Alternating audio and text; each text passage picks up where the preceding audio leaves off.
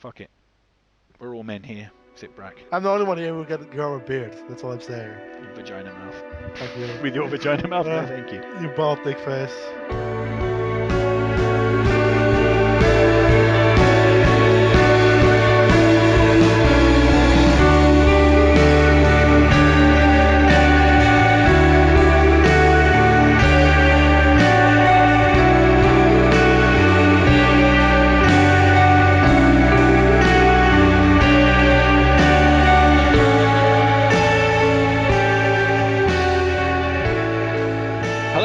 Welcome down to the abyssal lair of the Radiophonic Sea Creatures. Repeatedly shout the name Martha, because I, Tokyo Choo Choo, am going to be your host today. And Martha! Martha! Who's Martha?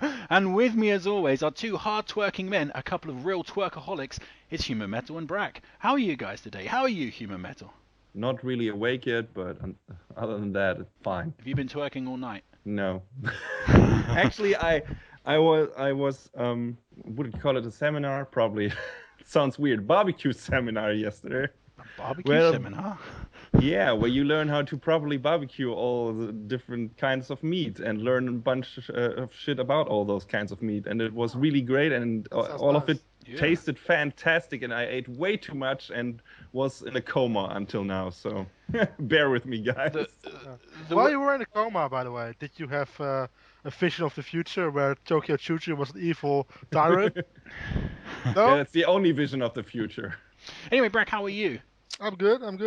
I've been watching the new TV show, The People vs. OJ Simpson. I'm not sure if you guys have heard of it. No, passing maybe. Yeah, of course you know who OJ Simpson is. He was like the big American football star from like the 90s. He starred in The Naked Gun. Nordberg. Yes. And he didn't use a naked gun. He used a naked knife. Yeah. So I've been watching the show, and it's Thanks, really... Nordman. My name is Nordberg, but I'll do it. Nordberg, you made it!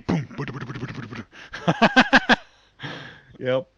So I've been watching the show, and it's actually, I'm not sure if it's great, but it's very fun to watch. Like you have like some big stars in there. You have Cuba Gooding Jr. It's OJ Simpson, and you have like David Schwimmer in there as Robert Kardashian. Yes, the Kardashians, like Kim Kardashian and everything, it started because of OJ. Uh-oh. Because Robert Kardashian was like the lawyer and best friend of OJ Simpson, who is like the parents of like those Kardashians. And OJ Simpson is responsible for the Kardashians. Put him in prison for that. That's worse than murder. Yeah, and actually there is some really cheesy scenes in there, which is like completely because of hindsight. If they made it like before the Kardashians were famous, they would have put these scenes in there. But there's like one scene where OJ Simpson is trying to kill himself, and like Robert Kardashian is, no, not in my daughter's room, not in Kim's room, and like stuff like that, you know. That's even this amazing scene where like Robert Kardashian is like taking his family to dinner. It's like, yeah, we are Kardashians. We don't care about fame or fortune or greedy assholes. We care about family. It's like, yeah. That's satire, or I'm not sure. Like the show, like 90% is really great writing, and there's like 10% of the writing is just cringe-worthy. It's like really hilariously bad. Okay. And there's one performance in there from like John Travolta is also playing one of the lawyers, and he is amazing. And he's like not sure if it's in a good way amazing, but his performance is just so insane. It looks like his only like direction he had during the entire series is don't move your like upper lip. Like he only moves like it means that the top half of his head is just completely frozen during the entire like, it's just so amazing to watch almost. And he's such a weird, over the top character as well. And it's like very entertaining show. He's basically gone full-born Nicolas Cage then. Yes, he is. Sure sounds like it. And it's like from the same guy who did American Horror Story. And like American Horror Story is also like very over the top and cheesy at times. Yeah. They actually kind of feel their way in this. I was about to say that's not the show where the good writing part came from. No. This one is better. This is better writing, but you see some of that like really flashy and over the top directing in there. But it's like that's supposedly it's really close to the truth, and it's very entertaining to see how those lawyers like how they get him off. and especially because this, which I didn't know about the OJ Simpson story, it's all about like race as well. Like right before that all stuff all happened, there was like a huge like Rodney King case, which like where and like the LAPD were like under scrutiny because they were really like arresting black people a lot for like doing nothing. So that's why the OJ Simpson story is turned all about race. So it's like almost the case turned into black versus white. That's how one of the reasons that OJ actually got like off, even though his case his case was almost watertight. But there were like some strange things that got him off, including that the detective that like collected most of the evidence was also like a Nazi sympathizer who collected Nazi memorabilia. It's like, if this was like a movie that was fictional, it seems like it's like, oh, that's just a stretch, guys. Something like that wouldn't happen in real life, but it just because it's real life, it makes it more entertaining. It's kind of fucked up. Maybe that was the motivation behind the lawyers giving their all or something. But in the end, he got dismissed. The case got dismissed, at least for a while, I think, because of the they couldn't use the tape for some reason because there was a mistake in admission or something. I'm not that far into it yet, but there are a lot spoilers alert, Brack. spoilers for real life. But like the lawyers that are like defending OJ, they're like really, really good. Even though they're like their ethics aren't completely right, they're really good lawyers. They're all Saul Goodmans. They're all Saul Goodmans, yes. You have like 5 high professional Saul Goodmans defending him, so that's like one of the reasons he got off. Do you have anything for the shallows for us, Humor Metal? No, I don't. Wow. Not this week.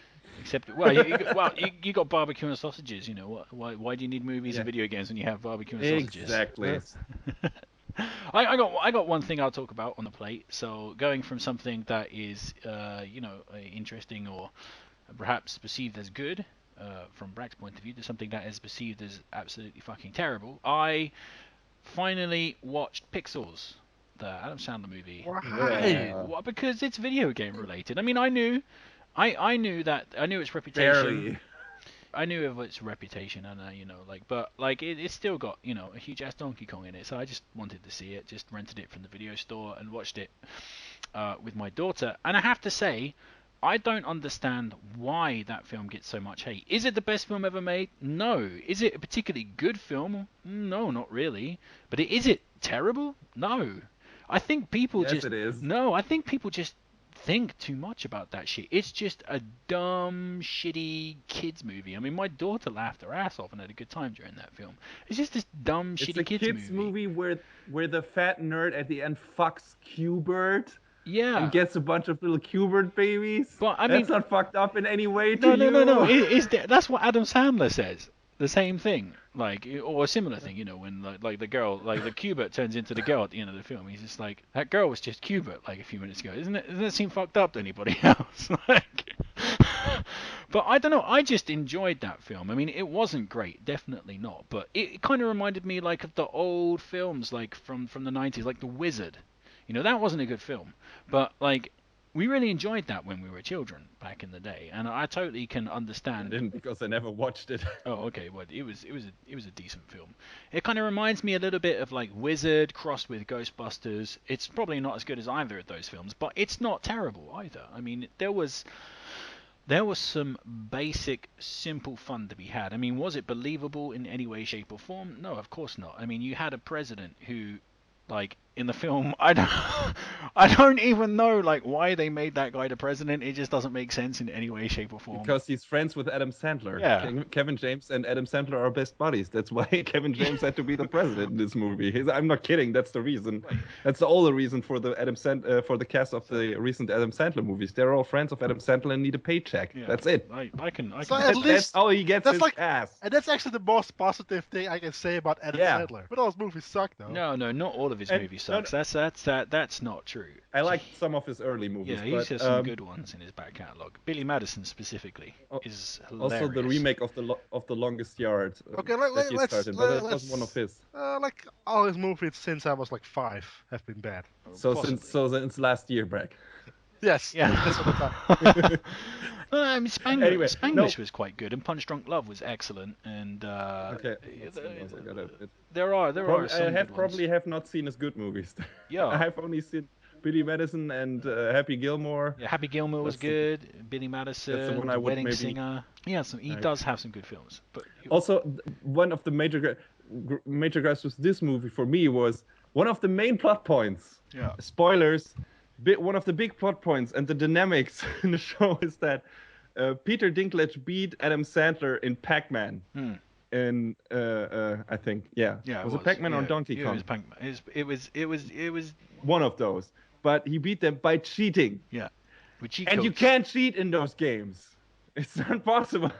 Yeah, you can't cheat. He's fucking Tywin Lannister. He can cheat at those games. Yeah, apparently he can. But it was like, what? That's impossible. How can you not even research this if you're so adamant on being? Hey, this is like a legit a video game movie, guys. Like, what the fuck?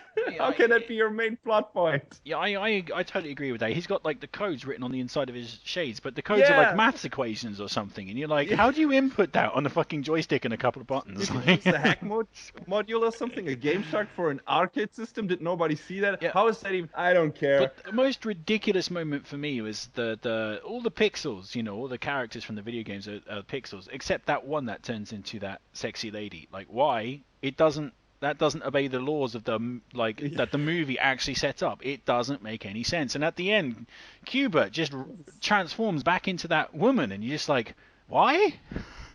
That makes in a movie that makes no sense. That makes the least sense. Because we need it for a stupid joke at the end that is kind of weird and gross. And also it doesn't work for children as well, that joke as well. Because my daughter was, when there's a point when Cubert, gets killed, and my daughter's like, oh no, he's not dead, is he? And then Cubert comes back, and then at the end, Cubert just changes into a woman. And my daughter's reaction like, what happened to Cubert? It's like, I don't have any fucking answers for you. I wouldn't know. Yeah, so it's not a good film, but it's not terrible. It doesn't. I don't think it deserves its reputation as being like the most awful thing. It's not as bad ever. as Jake and Jill. Or Click or the worst one. Grown Ups 2. That was a movie that was completely worthless in every way, shape, or form. Probably one of the only like 0 movies that I would score if I was rating it on Metacritic or OpenCritic. I would score that fucking thing 0.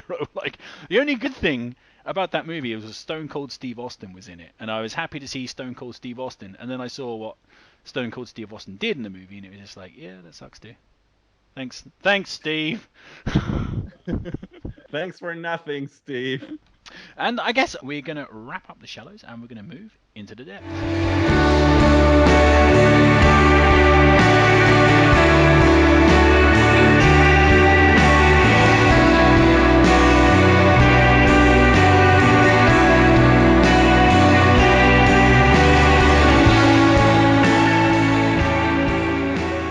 Welcome back to the depths. So today on the depths, we are going to be talking about the recent Batman vs Superman film.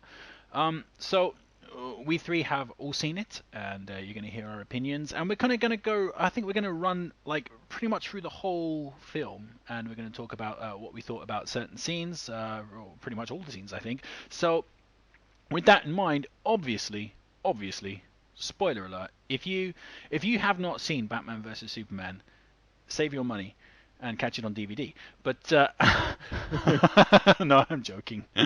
Or am I? We'll find out today. So I'm gonna hand over to I'm gonna hand over to Brack basically, because Brack has this particular segment in the palm of his hand. He's got it in his hand. Brack, lead the way, my friend. You are the host of this segment. Okay, yeah. So do it like. Good start. Overall thoughts. All right. I hated it. But let's just start doing the opening credits. And the opening credits, they again tell the origin story of Batman, because nobody knows what the origin story of Batman is, right? Did you say I was orgy? really mad about that too. Did you say the orgy story of Batman? Because I would have That loved to would have seen have been the orgy interesting. story. That That would would be have been amazing. That would have been something new. Catwoman and Supergirl in there, Poison Ivy, you know what I'm talking about. Poison Ivy, no, that's an immediate STD. I got a rash on my dick. He got a bad condom, He could just a little black condom. Oh, that's right. He has. I bet he has one of those like little things in his like utility belt, like Adam West style, like anti-STD like spray, and just spray this. It's a stick. Yes. But glows in the dark too. That's awesome. Of course, it doesn't glow in the dark. It's Batman. It doesn't have to glow in the dark. It's stupid. he needs a stealth dick, just like sneak it into people. For that, it just has to be really small. To be honest. Well, you would know. Yes, I would. Anyway, let's continue. So it starts with, during the opening credits, the origin story of Batman, of course. Like, nobody knows what the origin story of Batman is, right? His parents get killed. Yeah. I don't get why I get why their filmmaker, every filmmaker feels like it has to be in there because it's an iconic scene and maybe everyone wants to try their hand at it. If the studio demanded it, they're fucking idiots. Because at this point, really, Batman's death is in the fucking zeitgeist, or I don't know. Everybody knows how Bruce Wayne's parents died. Yes, Bruce Wayne's parents die. Spider-Man's uncle dies, and Superman is from an alien planet that explodes. Like that's like everybody knows those three, like at least. Well, it's so unnecessary. Well, basically, superheroes in general, almost every single superhero has someone, mother, father, uncle, whatever, someone dies to make them into the superhero. Like almost every fucking person. Even Iron Man has the guy who saved him. Oh I guess. But I think like these are the iconic ones. These are the ones that like people parody, that everybody knows about.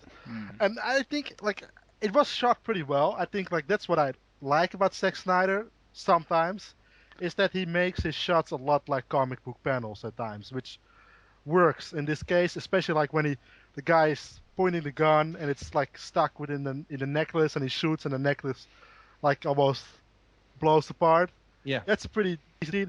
What happens before that already got me kind of like irritated, and it's that Bruce Wayne's dad, Thomas Wayne, like he doesn't give over like his wallet or something. He goes straight for the punch to punch the bad guy with a gun in his hands, like straight away. Did you guys notice that? Yeah, this is like the edgier version of Thomas Wayne, who fights back, who tries his darndest, and that like, inspires the others to become. Yes. Well, he's the comedian, isn't he? So, what do you expect? Yeah, yeah. There you go. No, I think he's Negan from The Walking Dead. Yeah, that too. And his wife is also from The Walking Dead. She's the girl from The Walking Dead. Everybody in this movie is The Walking Dead, frankly. Yeah. Yes. Oh yeah. But then, they get shot, of course. Then Bruce Wayne falls down the pit, and I was like, oh, this is almost exactly like Batman Begins. But then Bruce Wayne starts flying up in the air. Like, what? Yeah, I had that same reaction. It's like, oh my god, you're kidding me. What the fuck? Wait, is this some weird air draft thing where the bats are lifting him up and then, in the dream, alright. And then it's like, it's a dream sequence. Many. Yeah. Many dream sequences. Or is it? Or is it? Well, I just quickly throw my 2 cents in on the whole Batman Origins thing in this movie. I didn't mind it because it didn't take much screen time. It was over and done with in a couple seconds. I mean, it's just a quick reintroduction to the character. I have no problem with them introducing it into the way they did. Like you say, the scene where the necklace is blown apart by the gun is actually a pretty decent visual click, and like it was rarely mentioned again during the course of the film. Actually, it was used.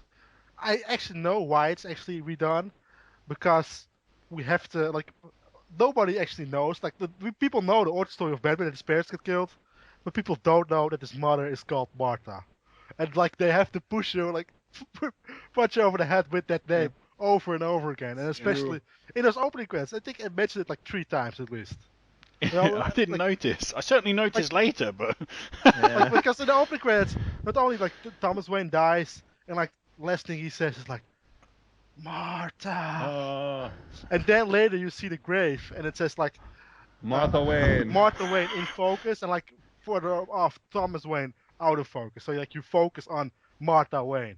So like they really like they know that people know Batman's origin story, but they don't know that his mother is called. And Martha it was Wayne. really irritating for me in the beginning. It was like, we gotta make sure that people know Batman has a mother, and we're like, what?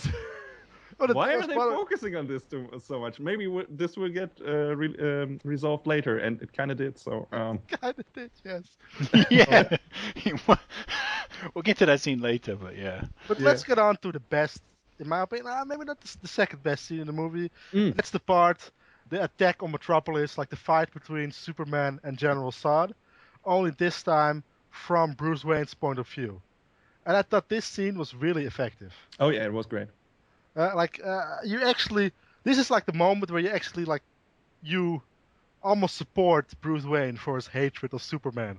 Because you see it from his eyes, and it looks so fucking almost scary from his point of view. Like how like buildings are just toppling, like everybody like buildings are falling on people, and like he saves the one dude. Buildings getting torn apart by plasma beams from Superman's and Zod's eyes. And you actually see like this is one of the best, I think, best Ben Affleck Bruce Wayne scenes, because you actually see like the anger in his eyes when he's looking up at like those laser beams, and he looks so pissed off. I really like that scene. Also, you see that he saves people, that he's a good guy, and it's pretty well shot. It's effective. He saves the one dude who I thought was gonna be Wally West, because he put like the block of cement off of him. It's like, oh, Wallace. People call you Wally, right? Are you alright, Wally? I was like, I thought, no, this is kind of like the Gotham style of like teasing, you know, like you know what, like in Gotham where it's like, you really like riddlers, Edward. You really like those riddles. Like, stop with those riddles, Nigma. Yes, I felt it was this way, like they kind of that blew over into the movie, and it's like, he loses his legs. He's called Wally. Oh, that's probably going to be like a cool introduction for the Flash. I think that's like maybe motorized legs or something stupid like that. Nope. Yeah. I also really like the film, especially when you connect it directly with Man of Steel. So, and I always thought Man of Steel was so fucking stupid. Like for the end, you know, where Superman is smashing Zod through the buildings and stuff. Like Superman wouldn't do that. Superman would fly into space or whatever and fucking, you know, tempt Zod to come fight him out there, where humans couldn't be, you know, like injured or killed. But like so seeing Superman he tried at one point, didn't he? I think they go to space and then Zod just punches him back or something. I'm pretty sure that's how Bruce Wayne's satellite gets destroyed. I don't know, but I haven't. I actually rewatched Man of Steel. And I had a lot less problems with some parts. Like I didn't mind like Superman killing Zod. Even though that's like controversial, but I think unlike Batman, Superman does kill if it's in the greater good, and Batman doesn't. Batman is selfish in that way almost. You should definitely fucking tell by the Batman in this movie, because he kills hundreds of people. I swear to God. But that's like my view of Batman. That like even though the Joker gets out of prison like 20,000 times and kills people, Batman can't get himself to murder the Joker. Even though in every possibility it makes the logical sense to kill the Joker. But like Superman can't do that, because Batman can't do that because it's his code. Even though it ends with more people dying, he can't cross the line of killing. Well, fucking hell, when the Joker meets this Batman, he's fucked in the ass. Yes. Oh yeah. But yeah, I like the beginning of Man of Steel. Perhaps killing Zod. You know, you could say he could have like gouged Zod's eyes out or something. That sounds quite vicious now that I say it, but he could have done something like that rather than snapping his neck directly. But okay, I can forgive him killing Zod, because you know. But yeah, I think the argument there was always that he was, you know, unexperienced as a superhero, kinda, or battling these kind of things. He acted actually in the spur of the moment. Yeah, well, spur of the moment, yes, but he still purposely threw Zod through buildings that, you know. Yeah. There were people in those buildings, as we saw in the beginning of this film. So, like, I liked the beginning of this film because, you know, it really made my own problems with Man of Steel, you know, of Superman throwing this guy through the buildings. I always thought in Man of Steel, there must be people in those buildings. There must be getting killed. And they were. You see in that film, like, thousands of people were dying. Like, you can really feel, like, Bruce Wayne's like, oh, this fucking guy, man. Like, this is, I think I've heard somebody describe it as, like, the the Superman versus Zod fight is like Batman's 9/11. Like that's the kind of impact it has Oh, on that him. movie is chock-a-block full with 9/11 Yes, imagery and references.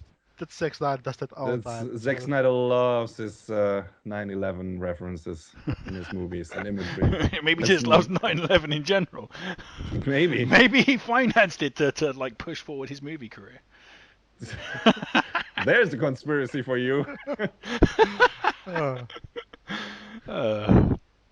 So after that scene, it's 18 months later, and we're in Gotham City, and we see the police. They walk into like a scene where they're like, I think they're roaming in cages from like a sex trafficker, and then like the police go up to like, and the woman are like, oh, he saved us, the demon saved us, and then the police go up, and they see like the sex trafficker, and he has like the Batman scar in his chest, and Branding, no?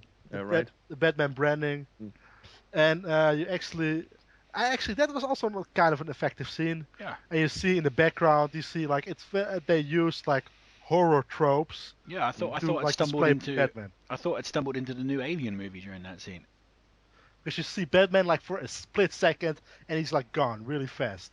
And I think this is also a scene, like a lot of the scenes in this movie. This is a reference to Dark Knight Returns. Yeah. Where in the movie that's like the scene the first time you see Batman back in action, and he cripples the guy, and it, like Batman has the cool line, "Oh, he's young, he walk again," that's the scene they reference it there.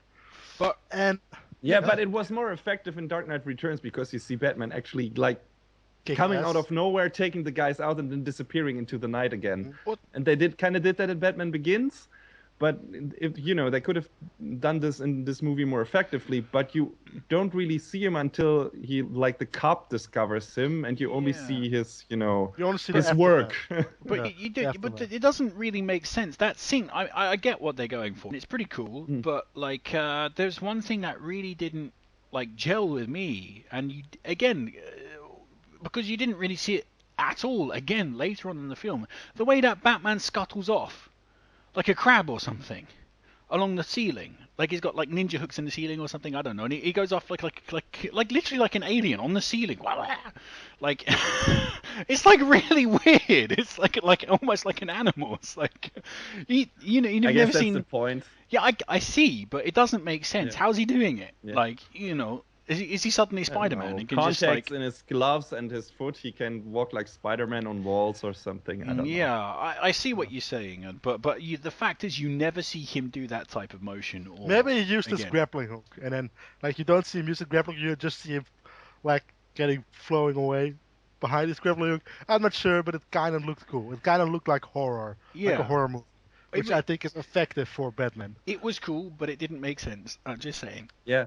I guess that's the problem with with a lot of stuff Zack Snyder does when it comes to comic book adaptations, because he loves to, like Greg already said, put the actual panels into the movie. We get a scene later, just quick reference, it doesn't really matter, but we don't have to mention it itself later on because it's not that important, where that giant bat monster erupts from the grave of his mother in a dream.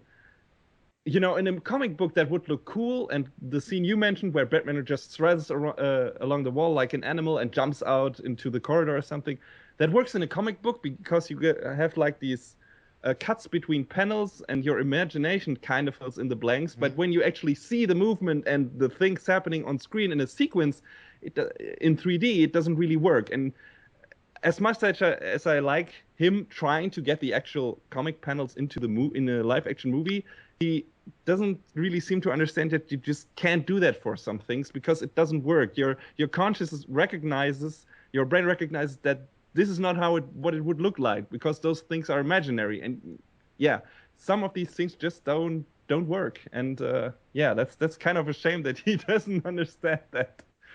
And then like the scene after this is we see Clark, and he is in like the data plant offices. And he sees a news story about the Batman. And I have like a couple of problems with this. A, Clark Kent, like brilliant reporter, has no clue who fucking Batman is. Huh? which in general already I thought was kind of stupid. No, I but think even he more knows. stupid. I think he knows No, who no, Batman no. is. He just learned of Batman in that scene. At least that's what it looks like to me. Yeah, it does. But it's, in general, it's stupid. Even more stupid because Gotham City is right next to Metropolis. Like Yeah, right they're next sister cities in this. Yes, it's like right next to each other. You think it's Superman, the superhero vigilante / reporter doesn't know about the other superhero in the next city next over? Well, to be fair, he doesn't know about Bruce Wayne either. Well, That's awesome. no, he does. I think he does know about Bruce Wayne because he's, No, at no, the no, at no, the no. end of the film, he knows like. But in the later scene, he asks, "Hey, who's that?"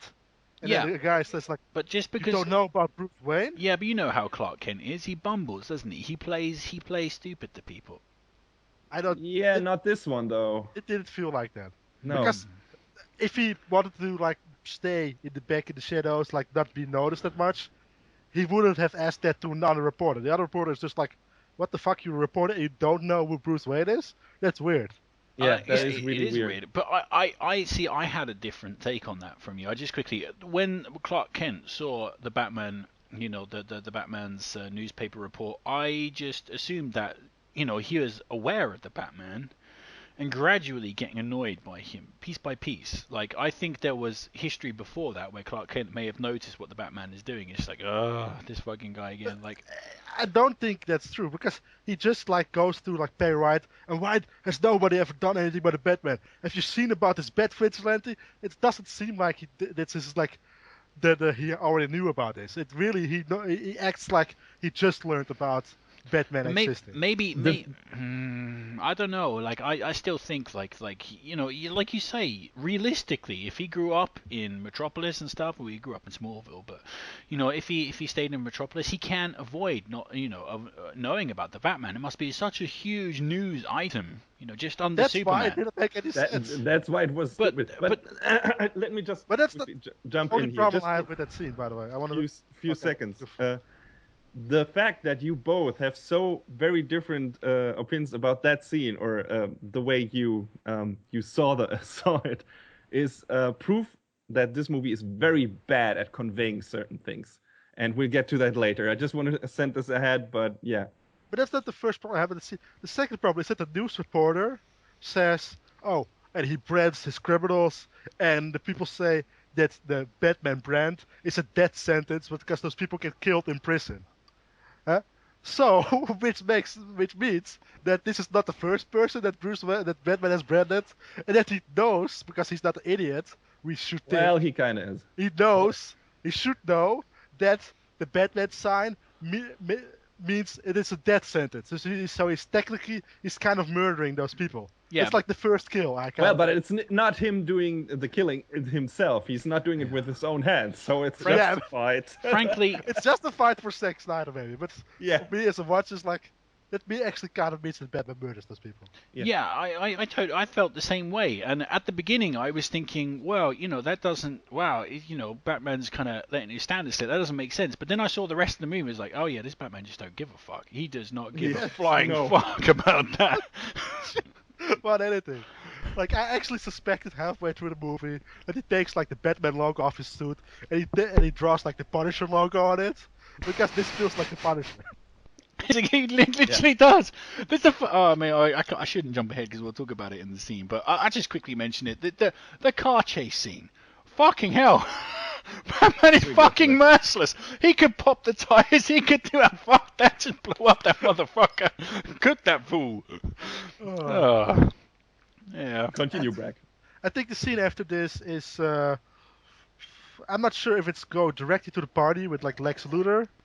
I think the scene after this is the introduction to Lex. No. Luthor, There's right? definitely the scene where Superman. Just to quickly note, like Superman is macking Lois Lane in the bathtub at one point. He saves her in saves. Yeah, that's right. He saves her. Yeah. He saves her in Africa. They go to Africa and like Lois Lane, like the first question she asked to like the terrorist leader of the, "Are you a terrorist?" It's like, whoa, you're such a good reporter. Well, terrorist? let me fucking take a guess. Oh, there's a person standing behind the McDonald's counter in a fucking McDonald's uniform. Do you?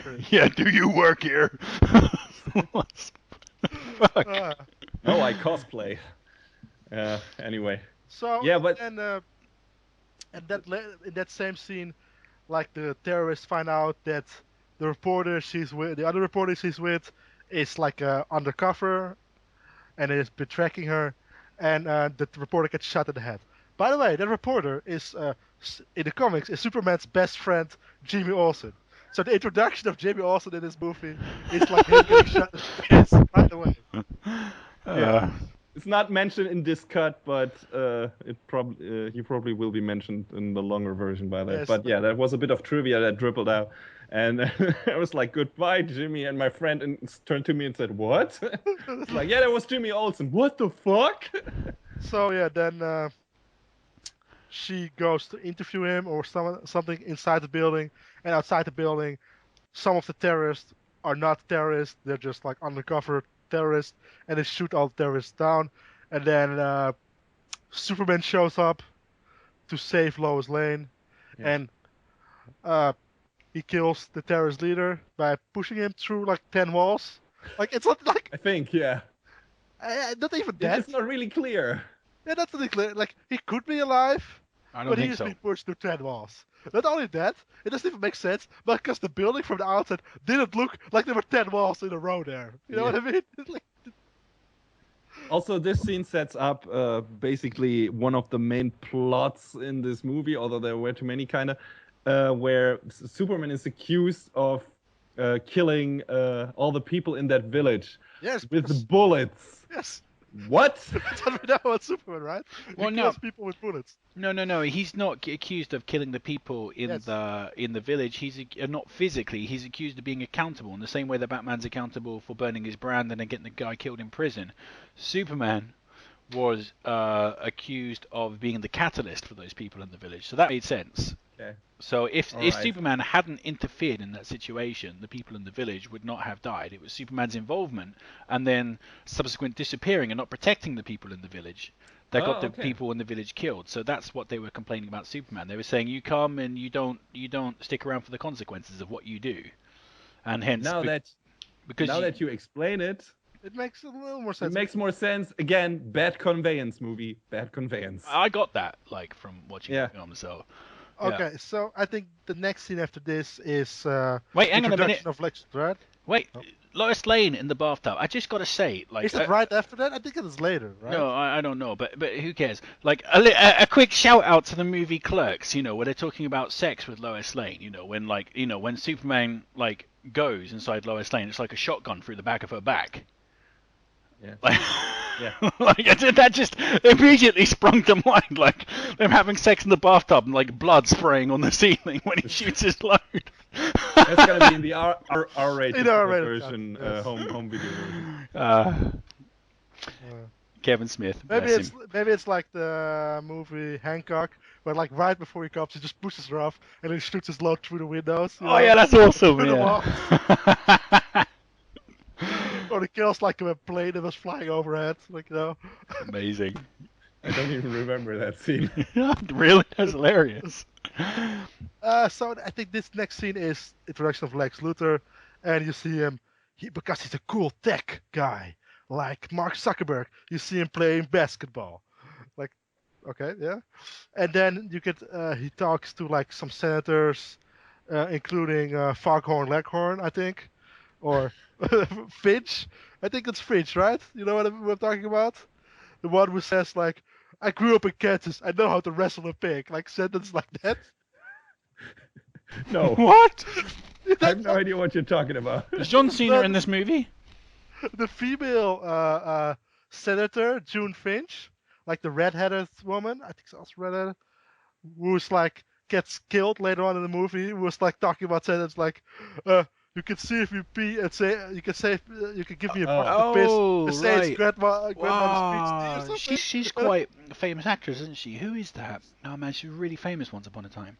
Totally forgotten what her name. She was in The Incredibles as Celeste Girl. That's all I know. No, she was a bigger star in the past. I totally blanked on her name, but yeah, like Molly Porker. Holly Hunter. Holly Hunter, that was it. Molly Porker. Holly Hunter, yeah. Molly Porker. Man, that's got to be the name for this episode. Yeah, Holly Hunter, yeah, was quite a famous actress back in the day, before you were born probably. But carry on. And then you get the scene like Lex Luthor wants, he wants the Sod's body and kryptonite and something like that. And what did you guys think about Lex Luthor in this movie, by the way? Didn't like him. I Didn't liked like him? I liked him. I don't know. I know what they were trying to do with him. Like, he's shitty millennial version of whatever of Lex Luthor. The evil business guy. He's like the Mark Zuckerberg of like Lex Luthor. But I didn't find him threatening, despite what he was doing on screen. I just found him to be annoying. But I actually would have liked him if he was more like Mark Zuckerberg. He was just so over the top, you know. And he's like, he's like putting like candy on other people's faces and stuff like that. It's like it's just weird. I liked it. Also, I liked it. I really liked his performance and his take on Lex Luthor. Although he's not Lex Luthor, is he? Because he's Lex Luthor's son. But he Alex Sandler. And he's more in its portrayal. He's more like Jim Carrey's Riddler, actually. So. Well, I liked. I don't know. He wasn't that manic, but like he. No, but he's Lex Luthor. He has red hair, which Lex Luthor has when he was younger, and they make him bald at the end. They try to say he's Lex Luthor. They just pussy out by also adding in that that he had a father who was bald, so that they can like say when people complain, oh, maybe he's not really Lex Luthor because maybe his father was Lex Luthor, which I think is just a cop out. He's just Lex Luthor. Let's be honest. Well, yeah, he is basically Lex Luthor. But I really liked his performance simply because it wasn't the traditional Lex Luthor. It was something different, and I really liked his kind of like off kilter performance. I mean, he was socially weird, maladjusted, and awkward, and I don't know. I really dug his performance. I thought he did a good job, and I quite like the character. He's not traditional. He's like something weird, something we've not really seen before, and I enjoyed that aspect of it, you know, being surprised by his character and his take on it. So I don't think that fresh things are always a bad thing. I think he did a good job. Sure, he's not the traditional Lex Luthor, no, but that's not my problem with it. Actually, I would have liked it if they actually would have gone full blown on Lex Luthor is like a tech Steve Jobs, Mark Zuckerberg type guy, but they pussy out halfway because like, oh, he is not a tech guy because he's not a self-made man because he got his money from his father, and they just made him too over the top, and he doesn't have any motivation for hating Superman. I didn't understand. That is his point. That's what I did not like about the character. As his performance, I liked his performance. I didn't think it was too over the top. I enjoyed the genkiness in an otherwise dour movie. He was like a little ray of like sunshine. He was like a little ray of light, a little kind of crazy woo, you know. But I quite liked his performance, so I had no problems with that. But what I did have a problem with is his motivation was never explained in any way, shape, or form. Why does he hate Superman so bad? It kind of is. He hates people with power who abuse it because his father abused him. And he but that's very. He recognizes Superman as like the embodied version of it. He hates God for not saving him. Superman is a god. There are multiple reasons, but again, it's not conveyed well. No, and it's basically daddy issues. It's like, oh my god, daddy issues. I don't want. Those daddy issues are set up within one. I see what you're saying, but those daddy issues are set up with one simple conversation he has with the senator, right? Yeah, when they're kind of like looking at the painting or whatever, and they're talking briefly about it. But it's so veiled that it's almost up to you to fucking decide. Yeah, exactly. Yes. And there are many parts in that movie that are like that, and one specific scene we will get later to. But yeah, that's exactly it. No, that is his reason. We are supposed to get that from that single scene. Like I said again, the conveyance of this movie is horrible. There's some scenes that are in there and that are very relevant, but they're not focused on. And to get them, you're like, okay, what the fuck? with a very specific, but with Lex Luthor specifically, with his motivation, because this annoys me, because you look at the film and there's so much it's such an easily rectified problem to show us his motivation. So, we saw Superman go all through the buildings. Why couldn't we seen what happened to Lex Luthor? Why couldn't we seen like one or two shots of Lex Luthor in amongst that debris? Don't ask me. Maybe He would have the same. Maybe, If he had the same motivation as kind of like Batman, almost the same motivation, just skewed through bad guy lenses. Like, it would make way more sense. Batman's thing was good through bad guy lenses as well. Yeah, well, Yeah, kind of, yeah. Yeah, but like, let's talk about the actual ray of light in this movie. all right, sure. And that's like the next scene, and that's Jeremy Irons as Alfred. Oh yeah. That's like, he was great. I like this is a different take on Alfred compared to like the last movies, but it's also still in common with like the TV show, the animated show, where Alfred is really like sarcastic and quippy towards Bruce Wayne, which I really like always. He's less of a loving father figure, kind of, or I don't know, a replacement for that, but more of a snarky sidekick character. Reminds me, like, sort of more like along the lines of Alfred in the Arkham games. Yes, where he's hands-on. He's like the guy on the radio talking him through it. Yeah. Actually, Lucius Fox was more that guy in the Nolan Batman movies. He was more like the snarky tech guy who just has a off comment about what Bruce Wayne is actually doing and being, kind of fun about it. And yeah, this time they brought it back to Alfred, which I thought too was kind of cool. Also, Jeremy Irons is always fun to watch. Yeah. And he was here too. Well, what can I say? And Fucking Jeremy Irons, enough said. and I think in this scene they made like the connection between the Russian gangsters and Lex Luthor. So the next scene after this is Lex Luthor's party, where you have like where you have Clark Kent not knowing who Bruce Wayne is, and you also get the introduction to Wonder Woman, sort of. Yeah. And that's also shouldn't have been in this movie. That's a problem I had with it as well, because the entire portrayal, I liked Wonder Woman's performance in it, and actually she has so little to do with what she did. I liked her in the last fight, but the entire portrayal of her is based on the knowledge that she's Wonder Woman from the start. Like if you haven't watched the trailer, one of the trailers, you're like, who the fuck is this woman doing here? What is she doing? Who is this? Like only later you figure out she's Wonder Woman, but the movie is made in a way that they almost want you to know that she's Wonder Woman right away. And to be fair, if you watch the trailer, you also know the whole movie and you know she is Wonder Woman. Well, so. actually, I tell you a quick aside about Wonder Woman. Coming from a totally non-geek perspective, I saw the movie in the theater with my girlfriend, and she has no idea about comic books, very little idea about. So for example, she had to go watch Man of Steel to prepare for this movie. She knew nothing about Superman because she's Japanese. Anyway, so basically, what happened to her? She was like, she was watching the movie, and at the end, just to skip ahead, sorry, very briefly, Wonder Woman turns up in the final battle scene, and she's like, "Who's that?" It's like, "That's that girl." And she's like, "She is? Why is she here?" And I was like, I don't know. I watched it with my dad. Because Justice League. Yeah, I watched my dad. He was also like, "Who the fuck is this? What is she doing in the end?" He didn't know who Wonder Woman was, and like while you spent like 10 minutes introducing Batman again, you didn't spend any time introducing Wonder Woman to the people who have no clue who Wonder Woman is. Yeah, it totally pisses me off because like I understand totally. Of course, we understand what they're doing. Like we're probably skipping ahead many scenes here, but I understand they're trying to introduce the Justice League and try to go down the route of the Avengers, but I should probably save this for a little bit later. But I'm just going to say off the bat, it does not fit. It fucking does not fit. It's too much, too soon, in the wrong tone of movie. It's true. We get to that. But here you have the scene where Bruce Wayne and Clark Kent they meet, and they have like the cute conversation, which kind of I would have liked more, because the conversation felt like to me that they know each other's secret identity, and they were like kind of like having like a cute conversation. Yeah, jabs at each other. Yes. Yeah. Which they did do in like the cartoon where Superman and Batman meet for the first time in the cartoon. Yeah.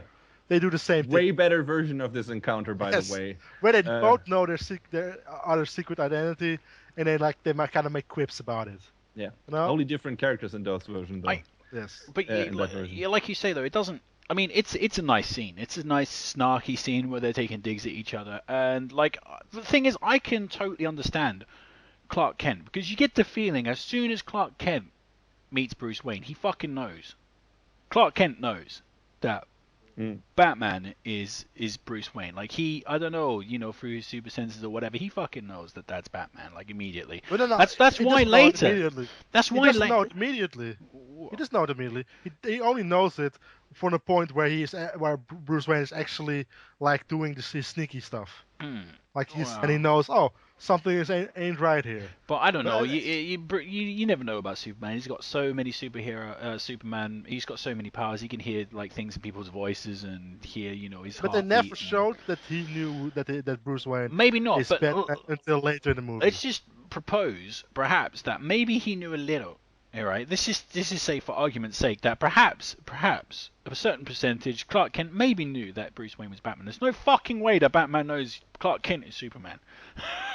So like, why is Bruce Wayne antagonizing this random reporter? About Superman? Yes, it doesn't make any sense. No. Like in the trailer, it makes sense. Maybe because Clark always writes positively about Superman or something. Yeah, but again, it's not stated. No, it is briefly stated, doesn't he? He says to Clark Kent, writing off to run a puff piece or something about Superman. Okay, so there you go. It does take one dig at him. Like scene that would have worked way better if it happened after they know each other's secret identity. Yeah, he should have come back up. He should have come back up the stairs after doing the sneaky stuff. Like Lois Lane should have distracted Clark Kent or something, Like I don't know, something like that too, and then they could have had the conversation. I don't know, but it still wouldn't make sense. Like Batman at that point, Batman giving Superman digs, because Batman just doesn't know. But let's get on to the next. I just think Bruce Wayne's a dick, basically. Yes. Oh yeah. Yes. Let's go on to the next scene where Superman. Does he have the files at that point, or is he like? Is this after this? Is it the Bad Max scene where he falls asleep, or is something in between? I think so. That's the next important scene. Wonder Woman has the thing because she nicked it. Yes, and then he meets her later at a different party, and then he gets the files, and then then you get the scene where he's decrypting the files, and Batman is falling asleep, and he's waking up in the role of Mad Max. So like, Bat Max or Mad Bats. I don't know which one is the Bat. Like Max Bat. I like Mad Bats for some reason. Mad Bats, yeah. I like that. And it like, what the hell is going on here? Like everybody in the theater was confused as fuck.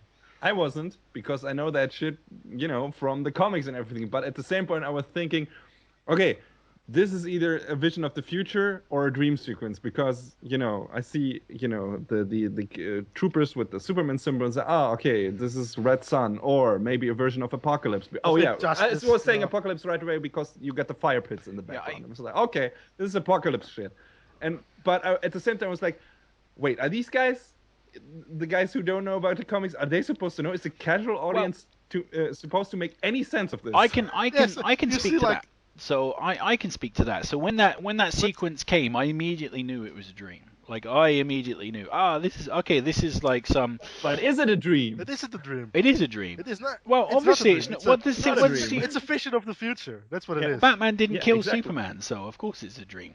Yeah, but it was a vision of the future before, things got turned around. That would have been a scene that happened if Batman had. No. I can tell you one thing. This is a vision of the future of the sequels. I can tell you. Yeah, but it's not a dream sequence. It's a vision of the future, which happens because Flash runs back into time and like warns him, and then because of that, some waves come over from the future. That's why he gets a vision of the future where Superman is turned evil because of Darkseid, I'm guessing. Yeah, and like he's like Darkseid's lieutenant, and that's why he's killing Batman. I can tell you definitely one thing for sure. Man, it made me want to play Injustice: Gods Among Us. That's what it felt like as well. Yeah. But I'm not sure if it's actually like they're actually teasing Injustice, but I think they're teasing like this one Superman story of like one Justice League story where Superman dies, he gets back, he gets like brain controlled by Darkseid, and then he gets good again for some reason. I'm not sure. I think in that version they allude to the fact later on that, if that would have been the version of Superman that would have existed because his mother died at the end of this movie. Well, that's what Superman said. You couldn't save her or something. No, but or I he couldn't says save. Lois Yeah, Lane. yeah. Lois is the key. Lois is the Okay. key. This is because Okay. Lois Lane dies. Okay, then it was Lois, not his mom. Okay, you're right. Whatever. Okay, so this is still something that could happen in the future. This is Yes. still a possible version of the future. This is all. This This is is like- all reminding me of Superman 3 now. With those Yeah, two so this is- Supermans fight in the junkyard. That's amazing. It's incredible, convoluted, and unnecessary, and it bogs the film down because half of the people don't know what is going on, and the other half is like, well, yeah, okay, but we're gonna have to wait until the Justice League movie to get any resolution to this. So, But it looks cool. That's like yeah, it looks cool. That's true. It looks kind of cool. It's that, although, did you think that the fight in that desert scene was kind of janky? That But it was Batman has. janky. Like it was even He looks weird, and No, but like the funny thing is, like normally people make fun of people that are shooting, have guns, and that like they don't shoot, they just run up to him. But not only does that happen, it also happens that he's actually shooting them. yeah. They don't shoot back; they just keep running at it. Well, this version of Batman is already way past Yes, the he's one we already- got in the actual movie, so he's even more ruthless. Real So crazy. makes sense, I guess. And then he wakes up, you think, because he's not awake yet, because Well- Flash is here, saying that like you have to I save didn't her. recognize that was Flash, and a friend of mine who was sitting next to me was turning around and was like, "Was that Cyborg?" And I said, "Yeah, I think so," because Flash was wearing like this weird big suit. And for a minute I was like, yeah, that might have been Cyborg, and then later I was like, no, Flash is the time traveler. Had to be him, but he didn't look like him. I'm too soon. I'm too soon. As And then he wakes up again. as the non-comic book nerd, like I know a little about the Flash, but basically I sort of know in the background of my head that he can do the time-related time travel stuff because I played Injustice: Gods Among Us, the video game. So I know perhaps a little bit about that, but it's not foremost in my mind. Mostly, what I think about when I think about Flash is him just running really fast, right?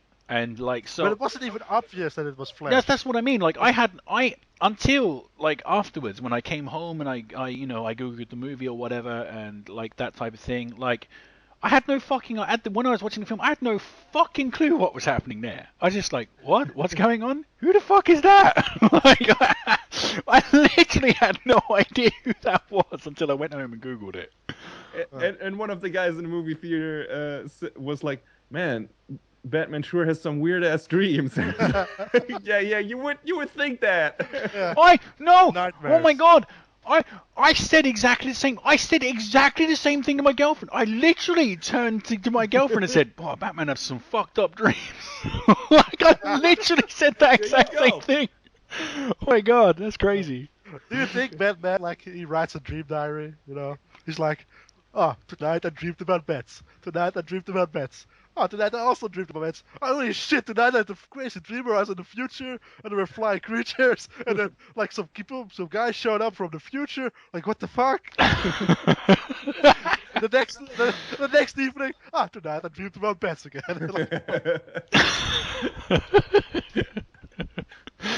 But just briefly, I will say, I think one of the criticisms for this movie, a major criticism for me, was simply there are too many dream sequences. There were too many. Oh yeah. There was This was like the third one, right? This is a revenant of superhero movies. Yeah, it was just like overblown, like Avengers 2, but more extreme because the dream sequences just don't make sense within the context of this particular film. Perhaps they will later. Maybe we'll know, but right now they just don't makes fucking kind make of sense to people who know what happened in the comics and what happened in animated movies and whatever, like the outside media. But like you said, not for people who are just watching this movie alone and don't know, don't have any knowledge beyond that. And that's horrible. You can ponder to the fan audience, you can make small allusions to stuff, but you don't set up entire plot points just on the basis alone that comic book fans are watching this movie and just assume that it's just them in the movie theater. That's bollocks. That's stupid. So, and it's really it destroys the pacing, and it's now let's get on to the Punisher. I mean Batman. And it is like the scene where he's like going after the smugglers who smuggling like something from outside the country for Lex Luthor. And then by the way, Batman at this point has no knowledge that people are murderers. He only knows these people are smugglers. Yeah. I just want to say that. He only knows they are smugglers. Right? Yeah. And he's killing the shit out of them. With his giant-ass tank car. Yes, he drives up in his chain car, blowing cars up. Innocent people as well, by the way. Because the truck driver, who has the truck that explodes, like the huge, like the oil truck. Yeah. Like the driver then, he was just having transporting oil. Yeah. He isn't smuggling. But Batman pushes another car right into that car and it explodes. He ain't giving a shit. No, and the thing is, like, after being hammered by the Nolan movies for the last decade or whatever, like, suddenly you're thrown into that situation. Like, before we went into the movie, like, because my girlfriend's very hazy on comic book lore and stuff, she only knows a little bit about Batman. So I was telling her, Batman is, I was explaining the lore very simply to her. Batman's, parents were killed by criminals, so Batman uses his money and his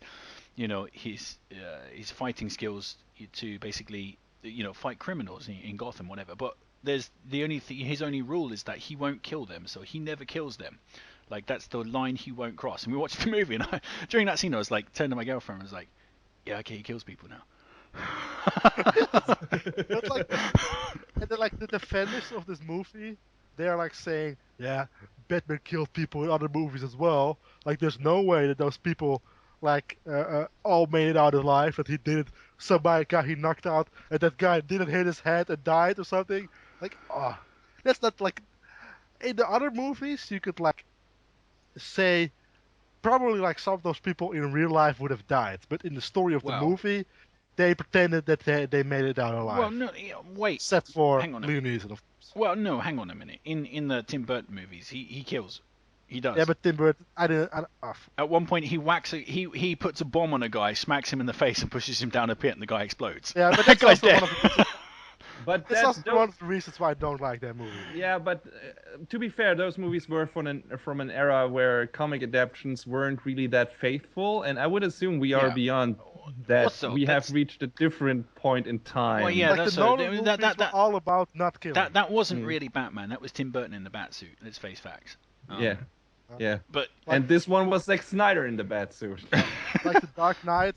Like in the Dark Knight, he even saves the Joker. He tries hard to save the Joker. So in the Dark Knight, he tries to not kill anybody. He tries to save everybody. He tries to save Harvey, but he doesn't quite make it because he doesn't. Harvey puts him in an impossible place. He doesn't try to save Harvey. He smacks him off the bridge. I mean, he could have used his fucking grapple or whatever to boop boop to you can make excuses for Batman, but in the end, he killed Harvey Dent because he smacked him off the roof. If anyone ever needed psychological help to be put into an asylum and be I've forgotten the name for it. Guys. I'm talking to two foreign people for English. Well, English help. I'm not going to get very far. You're the fucking teacher. You're the English teacher. Yeah, I can't quite remember it. What did they call it? Recuperated? No. Reintegrated into society? Reformed. Yes. See, Human Metal's got it. If anybody needed to be reformed, by psychological help, it was Harvey Dent. But Batman failed him by not having his grapple hook ready. Basically. I mean, but if you remember, wasn't there a scene where but it doesn't make sense because there was a scene where the Joker lets Rachel slip out of the building and Batman charges after Rachel out the building, flies down the side of a fucking skyscraper and saves her, but he can't get Harvey Dent off of a 6-foot drop. What? Because he jumped him in a different way. At that point, he had time to turn around and slow the fall down with his batsuit wings, and in this time he jumped for Harvey, and because of the fall, he barely survived. Hey pal. To quote Glengarry Glen Ross, one of the best movies of all time. Hey pal, your excuses are your own. But that's not even that big of an excuse. That's not like you saying that Clark Kent knows about Batman, which never is explained. That's a bigger excuse than him trying to save him but favorite. Speaking of which, we should get back to Batman v Superman. We should get to the awful Batman movie. No. Oh yeah, he gets like he's stopped in his murder spree by Superman. Yeah. Who destroys his car and then like a It's nice fucked up. stare off. It's fucked up. His whole motivation is Superman is killing innocent people, and he's just like blowing up people willy nilly. But like that's Superman's motivation as well. It's like this Batman guy is out of control. Let's kill this terrorist warlords. Yeah. So yeah, this is okay. Yeah. Sure. Yeah, that's why they have their first big encounter and just glare at each other. Oh, I forgot this scene. I love this scene because it's like, do you bleed? And then Superman flies away, and then Batman like, you will. It's like so stupid. It's like throwing an insult to a guy who's like already left the room. You know. But the thing is, I don't get that scene either, because that rankled me. That scene. I mean, it's cool as fuck, you know. Do you bleed? You will, you know, like that. But it's like Superman. too long. Superman has super hearing. He can fucking hear Batman say that. It's obvious that Batman's not going to play ball right there. So why does Superman like fly back and give him another more severe warning? But like punch him through a wall and say, Superman, like Batman, you're not hearing me, mate. But his super hearing in his movie is all over the place as well. But we could go into that later. But like it looks so stupid. Like you will like Ray after he's already gone. Like Ray after you already lost the argument. No. You're like you try to go the last line. It just feels so stupid. No. I didn't get that. I didn't like that. So, I mean, I kind of liked the scene, but I didn't get it because, you know, Superman could just simply hear that fly back. But I would assume Batman knows that Clark Kent can hear him. He knows Superman can fucking hear that. So he's directly threatening Superman there. Like, yeah he's letting Superman know. It just and Superman doesn't do anything about it. Yeah, Superman's just like, well, fuck that guy. Fuck it, I'm busy. I know that Superman could hear him, even though there's no proof from Batman's point of view that he knows that he has super hearing. Well, Superman's in all the papers and shit. I'm sure everybody knows Superman has super hearing. Snyder doesn't know that Superman has super hearing, so I guess that the people in the movie don't know that he has super hearing. Yeah. I will explain later, by the way, why that's because. Okay, I will go into the later. Next scene is the Superman hearing, and then the guy in the wheelchair exploding. Yeah. It's the next scene. What do you guys think about this?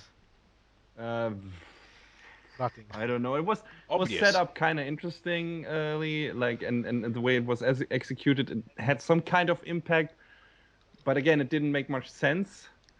I don't know. It was that guy who explodes, by the way, is just, you know, it's manipulated by Lex Luthor because he was the guy who lost his legs. I'm not sure if he knows there's a bomb in there.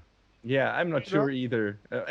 He probably knows, but he doesn't care anymore because he hates Superman and holds him responsible for ruining his life and everything. Well, and it's also, what's the plan for Lex Luthor here? Because because the Senator is in his way.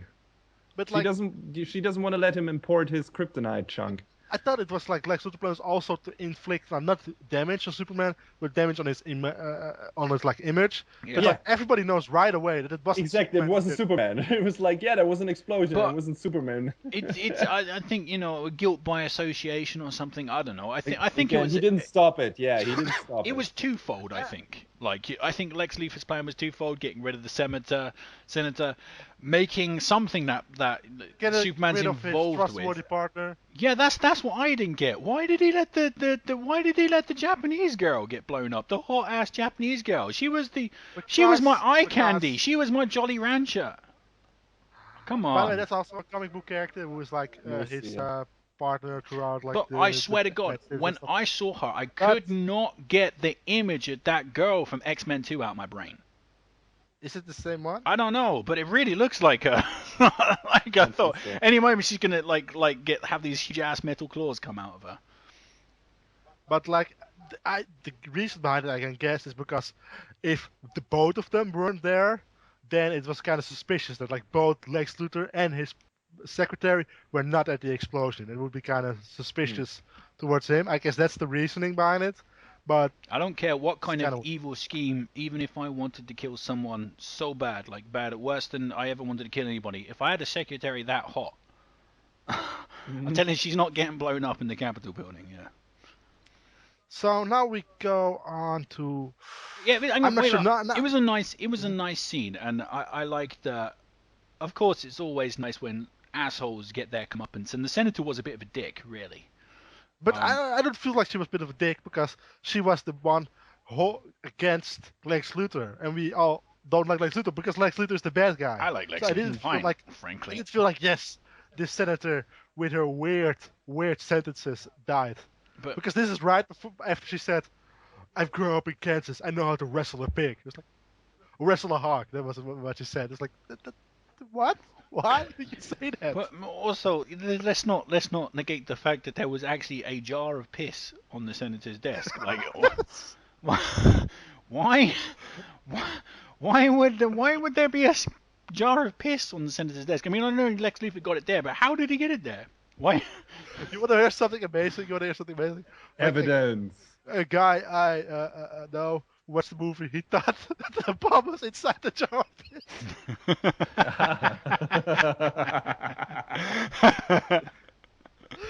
Which would have been better. Bomb. Which would have been better, in my opinion. Yeah, basically the bomb is basically revolves around someone turning that jar, like chemicals inside me.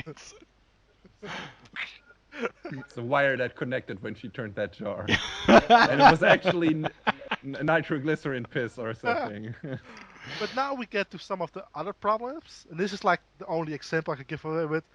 But like there are a lot of editing problems in this movie, and this is now we come up to a really obvious one, and that's the one where you see who's the guy that boss at the paper? Perry White. Lawrence Fishburne. He says something. He says something cute about, "Hey, where's Clark Kent? Does he like tap his shoes 3 times together and he's back in Kansas?" In a normal movie, right after that sequence, like where he said that, you would go to Clark Kent in Kansas. But no, right after that you go to Batman stealing kryptonite, then to Lois Lane doing some stuff with the military, and then you go to Superman. Yeah. It's really weird. That's weird editing, because like those sequences, they're like that kind of cute, and you see them in a lot of movies. Yeah. You know, where like, hey, where's this guy? What is this guy's doing? Is he, but they usually lead into a specific like they do that, and then right away you go to that sequence. But here you go to a different sequence, another different sequence, and after that you go back to Clark Kent. Yeah, the movie is very fragmented when it comes to its editing. A lot of things don't connect. And that's like a basic like editing thing that they just really messed up. And I really wonder if they had to cut out a lot of stuff that had to be in there to make this more sense. And I'm waiting for the version that is, God save me, 30 minutes longer even for the home video release to see if there is any part where stuff gets filled in and the editing makes a bit more sense. So yeah.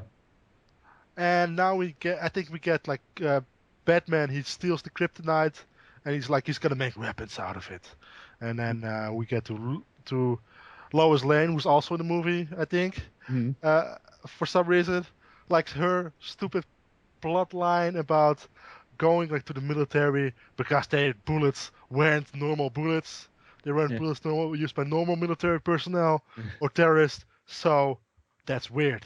Yeah, Lois Lane has some. They have to give her something to do in this movie, and that's most obvious at the end. Yes. when we get to that. But like that entire plot line has not really any impact on the story. I guess. Or maybe is that the reason that Lex Luthor gets thrown into prison because of the evidence from that?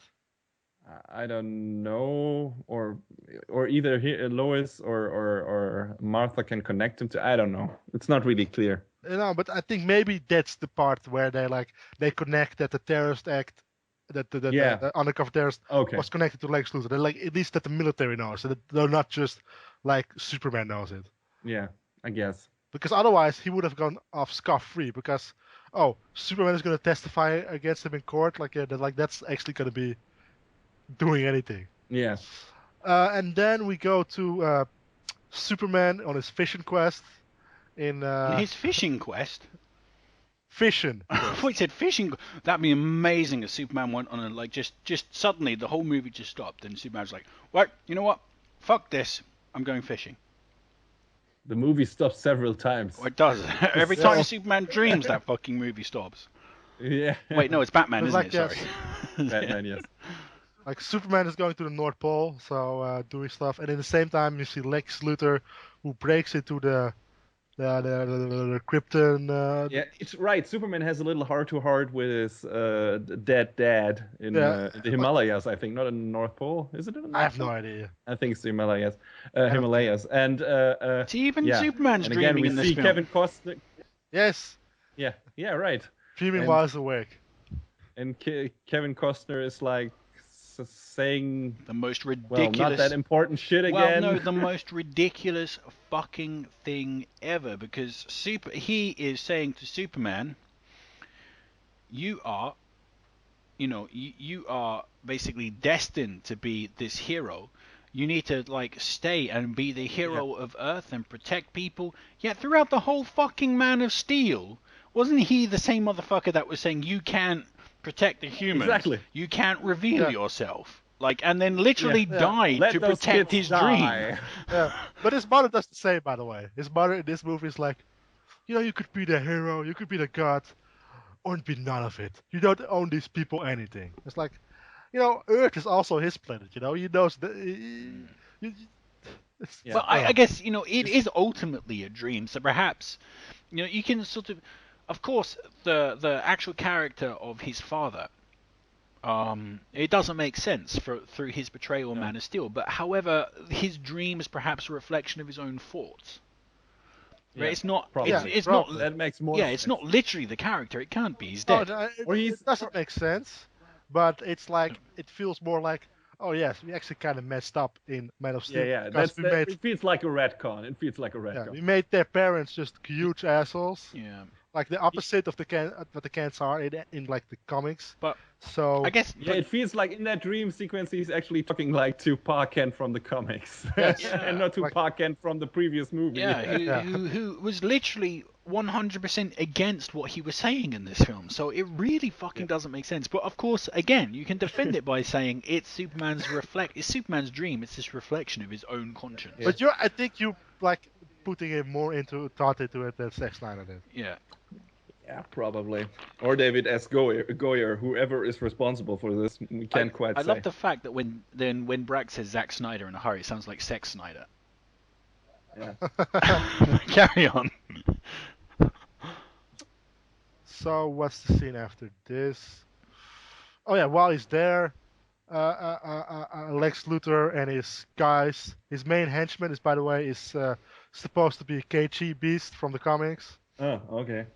And they kidnap Martha. Martha! So they kidnap Martha, and then while Superman is going back to Metropolis, he also kidnaps Lois Lane, I guess, and throws her off a building. Yeah. And then Superman catches her because why is he there? Super hearing, I guess. But if he knows he's there for super hearing, why doesn't she save Martha? She gets abducted. She gets abducted. Or why doesn't she notice that Martha is in the city with his super I have the answer for that. Superman is fucking paranoid that Lois Lane is going to cheat on him, so he always has one ear concentrating on her. He listens to literally everything she does every single moment of every single day. That woman either gets in trouble or she's trying to fuck around. Yeah, that's it. I'll keep an ear on her. Basically, you can't cheat on the super dick.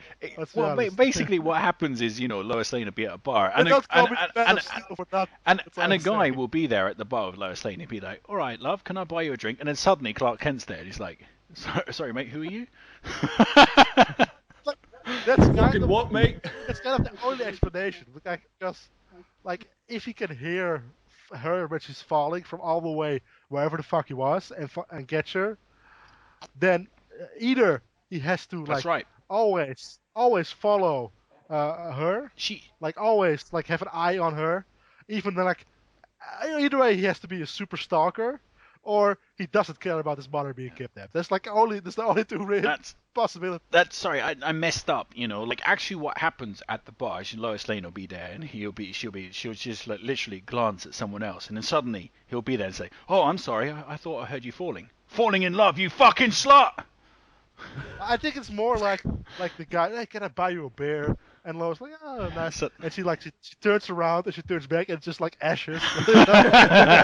Oh, he's gone and found dead outside. Circling around the Earth or the Moon or something, just in space. So we see Batman. He's in his parents' house and he's putting the bat signal on, because shit is heavy. If Batman has to call Batman, he puts the Batman signal on, and then it'd be hilarious if another Batman showed up, like Michael Keaton or something.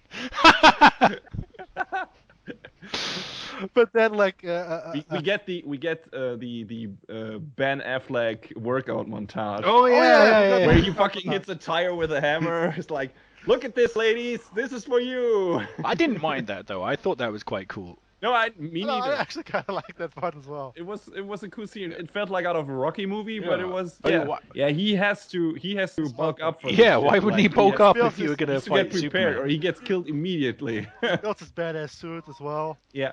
And he says the Donald Trump line. If you guys know, he says to Alfred, what's it? Oh, they will pay for this wall. 1% chance. Huh? They will pay for this wall. No, I'm talking more about if there's a 1% chance that Superman is our enemy, we have to take it as an absolute. If it's 1%, right? This is the same sentence he says, which is something like that Donald Trump says about foreigners. That's fucking hilarious. It's like, we will build. You have to assume they're all terrorists. Yes. We will build this wall between us and Mexico, and they will pay for this wall. No, they won't. They specifically said we will not pay for this wall.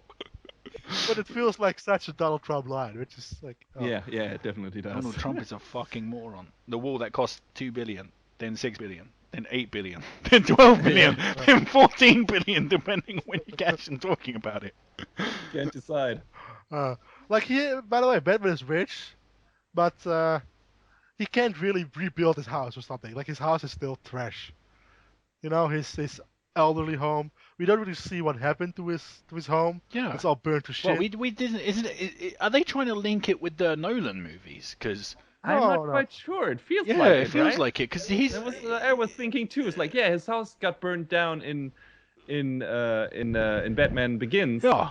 And then he moves to his underground lair later. But no, the difference is it was rebuilt in The Dark Knight Rises. It was again at the Nolan. Was it though completely? Yes, I think most of it at least. There was the beginning of Dark Knight Rises. There was a party at his house. That's right. That's okay.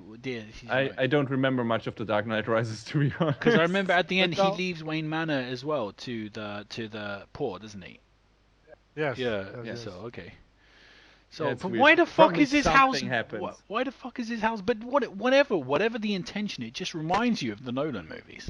Like one way or another, it reminds you of what happened in the Nolan films. Yeah, but they allude to different things. I mean, they allude to Joker doing something to Robin because haha, the joke's on you. Like and something happened before. We just don't know what. Maybe it gets elaborated on in the next solo Batman movie or Suicide Squad a little bit. Yeah, and I think what happens after that, then you think, oh, they're about to go down, they're about to fight.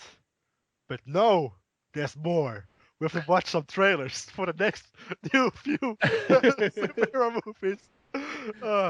And I actually really, that scene was hilarious, by the way, because at first, Wonder Woman gets an email from Batman, where it's like, oh, this person in this picture looks like you, because it is you. Remember that scene?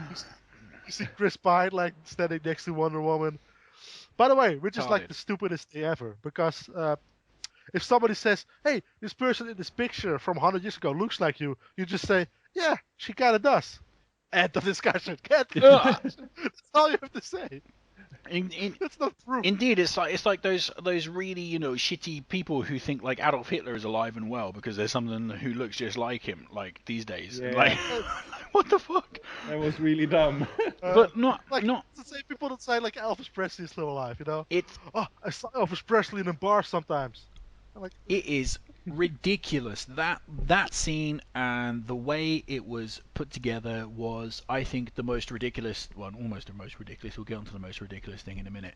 But like, it was just so terrible. It was just such an obvious shoehorning. It's like, here's the movie, and then suddenly, hey, here's the setup for the next movie. Back to movie. Like, it was a really terrible scene, and the way that they introduced the other superheroes was so fucking tacky. I mean, how fucking boring is it to just see like basically small mini trailers on someone's PC? Like, exactly. If they if they would have made the scenes less obvious, where it's like you see a person and suddenly he isn't there anymore because he moved at super speed, and it's like, oh, that could be, oh, maybe that's the Flash, or you see a shadow or something, and you see a shadow under the sea, and oh, that could be Aquaman, and then you see, I don't know, some techie thing, something just rocketing into the sky. Oh, that could be Cyborg. But no, was the worst. First you see Flash stopping a crime, then you see Aquaman just swimming around and underwater, and it's okay, like face on for several seconds. Yeah. Like, hey, this is Aquaman. Yeah. And then you fucking see the origin of Cyborg in a little side YouTube video. You're like, shouldn't you have kept that like for a Cyborg solo movie instead? Yes, it's just so his fucking Also, origin. What the fuck is wrong with you people? You see the Cyborg origin like a fly. It's just terrible that the Cyborg thing specifically looks. It's totally in a different fucking tone from this film. Totally different tone. It looks fucking creepy and boring. It looks like it was ripped straight out of Arrow or something. The TV show Arrow. I mean, it's of that quality. Like, it's like. Yes, if I saw it in like the Flash or Arrow's, like, oh yeah, that's kind of cool, kind of. But it's just like, in this movie, it didn't fit there. Like, none of that stuff fit there. And it feels like this is like, oh, this is the after credit sequence, but we don't trust anybody to not run out of this movie angry to actually watch the after credits. So after the middle. Also, what was Aquaman doing? He just literally came out of a sunken ship or something and just looked at the guys and fuck you, and but he didn't just say like a fish that got scared. If he just said fuck you and swam off, that would be good. But he just stayed there for like a minute straight, floating there, doing jack shit, and then decided to go. It's like, what? It's like, look, do you see people? It's Jason Momoa as Aquaman. Do you see him? Not yet. Okay, wait a minute. Okay. Did you recognize him now? Okay, now you can go. Yes. Like what? But I want to say one more thing, like, about this. I love that they're like, I love which person who works for Lex Luthor had to decide all those maps. You know? Like, the icons for the characters. Do you think like there's like some poor intern that's working for Lex Luthor who has to work overtime to decide like logos for all his files? You know?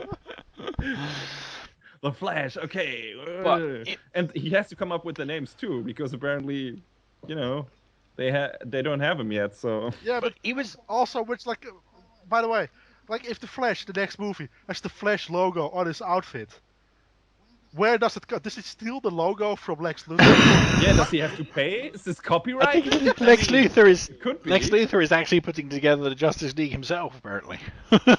Yeah, it seems like that. But wouldn't that be amazing? The first solo Flash movie is him having a lawsuit against LexCorp because he stole a fucking icon from the Secret Files or something for a suit. Oh man, that would be great. That was for me. That's the worst thing about this film. Like, the fact that I understand what they're doing, and I understand why they've done it, because Avengers is so far ahead of the curve that they need to catch up with the Avengers. But the fact is, the Avengers are so good because they took time to do it. They introduced all the solo... Yeah, they set up each character in their solo movies. Exactly, and then they brought them all together, and it was a thrill to see them finally come together. You all knew it was coming, and then finally when it happened like almost organically, because they set up the movies. Here it's just like, fuck, we got to get this thing done. Just fucking shove them all in there. Who gives a fuck? Just get them all in there. The cart before the horse, yeah. Look, I know Wonder Woman comes from a time like long ago, but I don't think she knows how computers work, because like her idea is, oh, I stole the file from Lex Luthor, so nobody can find out that I got the file. But he couldn't have a copy. That's how it works, right? Like, what was her motivation? Like, it seemed like her motivation was to steal the file from Lex Luthor, so nobody would find out that she's Wonder Woman. Yeah. which won't make sense because he could have a copy of that photograph. Also, Like on a USB stick not somewhere. only that, if he's got a photo of that, if he's got a copy of that photograph, he must have a copy of that photograph for a reason. He doesn't have it just randomly, so he must actually know she is Wonder Woman. It's not just like, why does he have, I'll just take this random copy of this photo because, I like this photo. Like, he must actually know, and the people in LexCorp, or the people that he's close with, must actually know that photo exists for a reason. Otherwise, he's just stealing random photos. I don't understand. So shouldn't she kill Lex Luthor?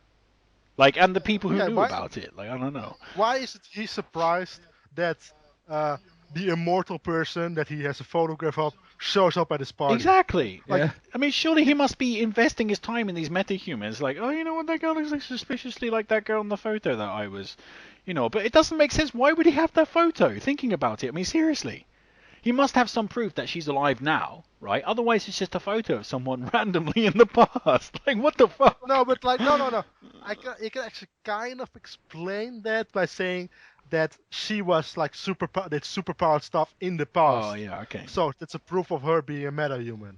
He doesn't know that she's immortal, or like she doesn't age, but he does know that she had superpowers back in the First World War. But tenuous though. Yeah. Again, not explained well. No, not explained well. Not explained at all. Also, what did you guys think of like the Wonder Woman soundtrack? Immigrant Song, right? Well, kinda. I liked it actually. I don't know. I kinda liked it as well. It didn't fit, but I was like. Yeah, it didn't fit. That was a problem. But I really liked the sound itself. It was like really kind of rock. Yeah, yeah, that's how it went. As a piece of music, I don't mind it. I think it's okay, but again, it just like, for me, I don't remember exactly how the song goes, but I do remember when they're zooming on the pictures, like basically like that sound. I'm like, what? It's like it's just totally. It's like, it's like this movie, you have the Hans Zimmer score or whatever in the Batman, and then suddenly this is one scene, it was like, Batman. It's like, it doesn't fit. It's like weird. Like that whole scene, it's like an overview of that entire scene. Like, it just doesn't fit there. I mean, it's got its place, sure, but like that stuff belongs in the next film, I think. Yeah, because it also doesn't fit in the movie, the part where it takes place, because it's right between setting up Superman and Batman are gonna fight now. Oh, they're gonna fight. Trailers. Oh, another fighting. Yeah, like, it's like. Also, it diminishes the fact of the fight as well. I mean, obviously, in your heart, Superman and Batman are not going to kill each other. They're not going to fight to the death. Of course, they're going to team up and face Lex Luthor. But by introducing the Justice League stuff just prior to the fight, doesn't it, like, really put it in your face? Hey, Justice League is coming. Everybody's going to team up. Everybody's going to be A-okay. So, like... This is not gonna be the end, guys. Yeah, but it should be for this movie. So, but it really doesn't work like that. It really annoys me because you get the feeling like that Batman and Superman really don't like each other. I mean, they have ideological differences. They just don't gel. Yeah. That never really get resoled, by the way. Yeah, and you get the feeling that. But they don't even have ideology differences in the movie. They both kill people. They both think they're the shit and the other one's the asshole, but they're both assholes basically. Exactly. They have the same ideology. Like, they have no real conflict really. Like, not by the end. Well, of the maybe movie. They don't have. In the beginning of the movie, they had, because like Batman hates Superman for just killing all those people in Metropolis. But later we find out that Batman is also killing everybody. So it's like they're no. Maybe so, but simply on a personal level, you can. I mean, all ideological and their faults aside, you can definitely feel that they don't like each other. Simply, flat out, they just don't like each other. I mean, on the personal level, they just don't like each other. So, especially after Superman threatens Batman. I mean. You could say ideological differences and whatever, but ultimately it's also partially to do with pride and cockfighting, isn't it? Really? Yeah, basically. Oh, yeah. So like you can really feel when the fight happens that Batman really wants to fucking kick Superman's ass, I mean, there might be a question whether Superman wants to kick Batman's ass, but then it becomes apparent that he does want to kick Batman's ass because he doesn't pay any attention to his mission or anything. He just decides to beat up Batman. It's also like over misunderstanding, which is so lame. It's not really ideology differences because by that point you figure out they're basically the same shades of grey, but it's mostly they fight because they don't see that. Lex Luthor tricks them. Well, no, I don't. Are we already in that fight now? Because it's Batman just swung out his bat dick and he's like, "Here I am, Superman. Come over here." But before we get into that, though, are we going to talk about the fight now? No, wait. No. Hold on. Because I would like to just touch on a scene that I particularly liked with Lex Luthor. I mean, it didn't really make a lick of sense, but the whole thing with the egg timer and the confrontation between Superman and Lex Luthor, which is a pretty decent scene, especially when you consider the whole lore of Superman versus Lex Luthor. He's meeting his arch nemesis there for the first time in this particular franchise on the roof. I thought that was a cool ass scene, and I thought, Jesse Eisenberg was just... I didn't feel shit. Oh man, I liked it. I thought he was just the right, kind of concoction between nervous and nasty. Like, I quite liked it. Like, I thought that was fun. And you did I say you did have 1 hour? No, you have less. I thought it was cool. And Lex Luthor says to him like, "Oh, you either I kill Martha, or you kill Batman," like something like that. But that doesn't really make sense. Why does?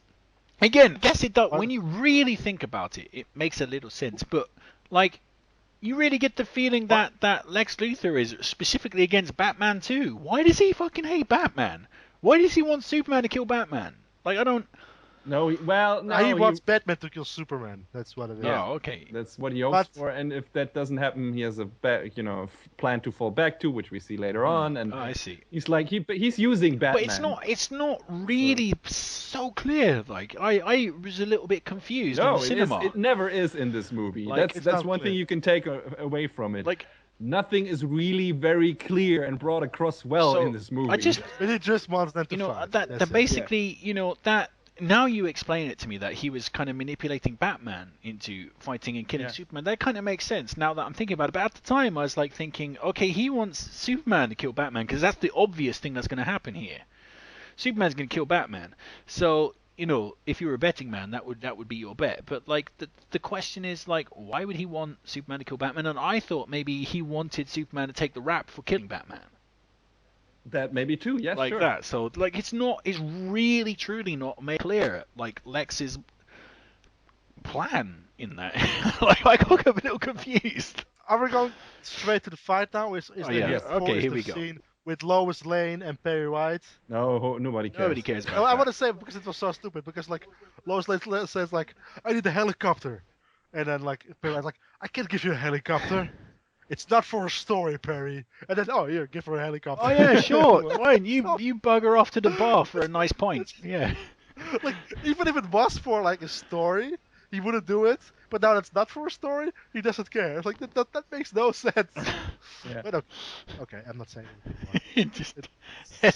Yeah, sure. You want to fly to New Jersey to get a New York rib steak because they're on sale and they're fine. Take the chopper. Go ahead, fuck it. You want to go? What's that? You want to go trampolining in Spain? take my company jet. Fuck it. But she didn't even take the chopper. She could have just driven a bike there because it's right next door. Literally is across the bay. I don't know. Yeah, you could have way better got it a boat, because then we would have been there quicker. Mm. So the fight, yes, the fight. Finally, Batman versus Superman. What do you guys think about the fight? I don't know. It kind of was too short, and a little bit too short. Or it didn't have that many impressive scenes, and it's the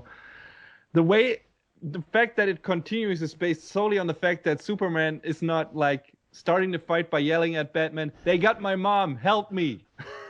And keeps yelling that at him for the entirety of the fucking fight until Batman stops, which probably would have been after the second time Superman yelled that at him. You could have just flown above him, like out of his reach, and then say that. You know, you didn't. It'd be hilarious to see Batman like impotently using his grapple hook on Superman. Come down here, you fucker! Yes!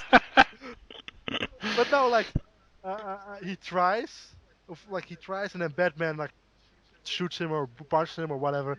He uses like the kryptonite. Like at first he uses like the sound waves, I think. That was pretty cool. I like that. That was kind of cool. It's like, oh, that's kind of you know, it wouldn't work, but it was like kind of a Batman thing to do. To use like gadgets to have like a trap for him. So that was kind of cool. And then like Superman like brushes it off, goes up to him, like they got my mom, and then like Batman uses the kryptonite gun on him, and then Superman just straight up punches him away. Yeah, he never tries again after that, which is weird. Okay, shot me once with kryptonite. Let's not try to convince him again. Just get into a fight because he's a fucking hothead in this universe, and at one point doesn't give a shit anymore, and is so annoyed by Batman he just wants to punch his light out. Well, I think that for me that worked. No patience. Like but that really? How did that work? But because you know you're dealing with a Superman who got dissed by a guy in a fucking like in a bar and went out and fucking trashed the guy's livelihood, trashed his truck. Superman's a dick in this universe. Like he's not. If this Superman returns, got no patience. If the Superman returns, Superman had arrived basically, you know, and first of all he wouldn't have done that shit in the Man of Steel, so no problem there. But anyway, but if he had arrived, you know, it'd have been totally different. He would have been like Batman, please calm down, wait. I need to tell you something. They have my mother. And I really, really need your help, you know. And then he probably sat in the corner and had a good cry about it. So, like, that's the Superman Returns guy. But this guy, you can totally understand. Like, this guy is a bit like, they're kind of like Batman. They're both hotheads. So I totally understand that, you know. I think his plan was to tell Clark Kent, hey, tell Batman, you know, they've got my mother. But first, he wanted to rough Superman. He wanted to rough Batman up a little bit. Definitely. But his own egotism sort of... He got his ass beat. Exactly, worked against him because I think Superman basically wanted to throw Batman through a few walls and say, "You're nothing, mate. By the way, I need your help." Like that's what I think Superman wanted to do. Like this Superman. But basically, you know, Batman basically gave as good as he got, and I think that surprised Superman. So, what can you say? I definitely think Superman wanted to throw Batman through a few walls and teach him a lesson. No doubt about that. Yeah. By the way, I want to know, how would Lex Luthor have known if Batman had killed Superman or Superman had killed Batman? It was like all the way over there. Like he wouldn't have known until it like was in the paper the next day. Well, the timer would have gone off and he would have killed Superman's mother, and he'd be like, "Oh, well, you know, whatever." And then Superman would arrive and be like, "Oh, I'm fucked now."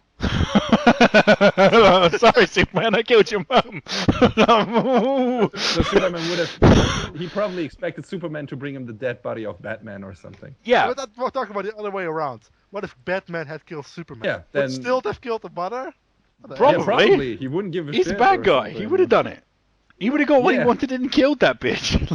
He's a bad guy, no question about that. Yeah, killed her with a flamethrower to the face. Exactly, and he would have won. He just wanted to raise the odds for Superman to get killed, and that was the only point. So that would have been interesting if that had happened. See, Lex Luthor would have swaggered off into the background like the winner. That'd be awesome.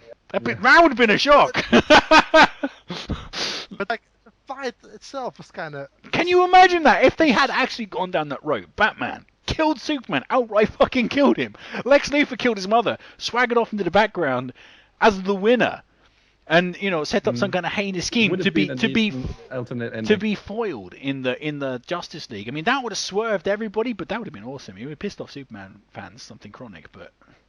But Superman fans already pissed off. I was about to say. So it would have been a much better move if you ask me. It was certainly you would certainly remember that ending forever. Yeah.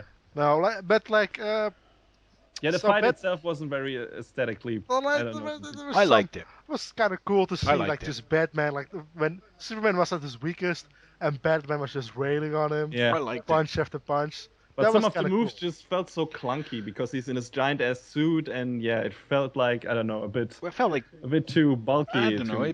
But I got my better fight after that. It's the Dark Man. It's the Dark Knight Returns. So you know, he is kind of bulky, but I have no problems. But Dark Knight Returns is at least the fight scene in the animated series. animated show, he was still like doing acrobatics. Yeah, but Wow, but fighting him. it's more difficult in live action, and it kind of makes sense that Yeah. in this movie, I think for what they had and for what they did, I enjoyed the fight. I don't have any problems with the fight. I wish it had been I like a little It bit wasn't longer, good.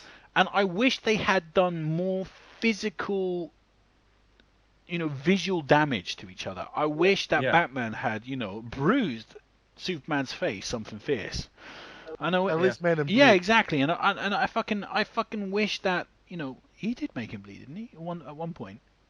Bit. Just Yeah, a little bit. a little bit. But I wish that Superman had, Batman had fucking blacked up Superman's eye, and like busted his lip or something. And I wish Superman had done the same to Batman. I wish they had like fucked up something I else. wish that Superman and Batman both looked like shit. Exactly. afterwards. I wish that Batman had fucking broken Superman's arm, like over his fucking knee or something like that, and then only when Superman regained his power could Superman actually repair that damage. Like, that would have been fucking awesome. I think Superman needed to fly up into the fucking stratosphere, catch the sun, to recover from what Batman Like, did to that motherfucker. That happens later, though. Like, you could have made him, like, all bruised and fucked up, Oh, yeah, and it you did could happen have, later, like, yeah, right. saved that, like, the bruised and fucked up part, like, made him better after he was reached by the sun in, like, the few scenes later with Doomsday. Yeah, see, I definitely think they should have fucked up something, but you But can't, did you you can't. feel anything emotionally during that fight? Yeah, well, you can. No, not really, truly emotionally. Like, I didn't. Obviously, I hope the Batman won. Like, flat out. I mean, when that happens, you gotta hope Batman wins. Like, but like. But that's I also always hope that Batman Yeah, wins. of course. But But it's like when you can't discount the fact that Batman took a toilet and smashed it over Clark Kent's head. That's awesome. Smashed it directly over Superman's head. That's amazing. Yeah, it was really great. that was pretty fun. But like emotionally, I didn't feel much. No. Like for example, take just the trailer for Civil War. Just the trailer. Have you guys seen the trailer for Civil Yeah. War?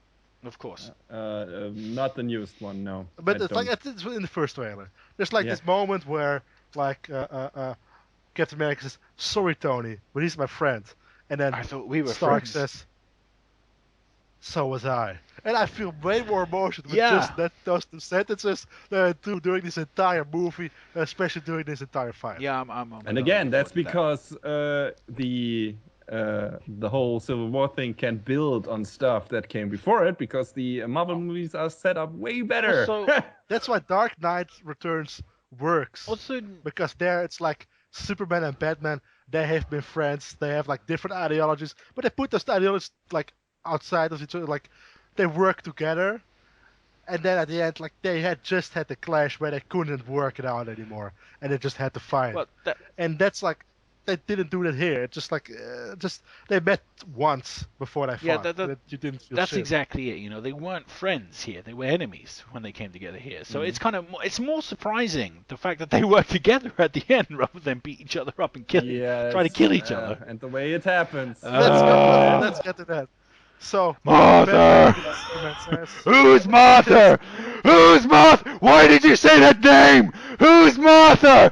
Who's Martha? Martha! Who? Martha! Why? Martha, why? Why did you say that, Martha? Martha, why? Why, Martha, why? Why, Martha? Martha! Martha! Basically, that's the end of that fucking fight. What the fuck? By the way, like I want to start it out with like, so Batman grabs his kryptonite spear. For some reason, he made it into a spear Impale Superman. to impale Superman, and then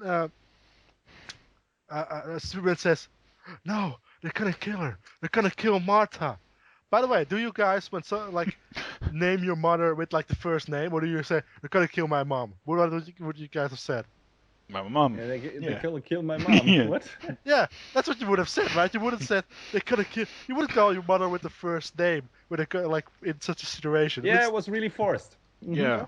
And then we get like maybe 5 flashbacks like in a row where you see like Bruce Wayne, like Banner says like, "Why do you say that name? Why do you say that name?" And you see the flashback of his father say, "Martha." Then you Just see the flashback to his gravestone. Martha. And then, like- and then basically I you've just- got the exact scene that Juju just did. Like, where you hear the word or see the word Martha flash to you about 50 times in a row And then Lois- over a few minutes. they smashed the name Martha off your head like Batman did to Superman with the toilet seats. You know what I mean? Like, over and over again. They should just. And of course, Batman is confused and asks, "Why are you saying that name?" And Lois Lane jumps in and says, "It's his mother's name." And Batman, "What?" I'd be like, "What? Okay, I don't give a fuck." And now we're best friends. You know? Yeah, we have the same name. Okay, let me strike a blow for this scene here, because I've seen many people being like, that makes no sense. Just because their mothers have the same name, why would they? I get what they were trying to do.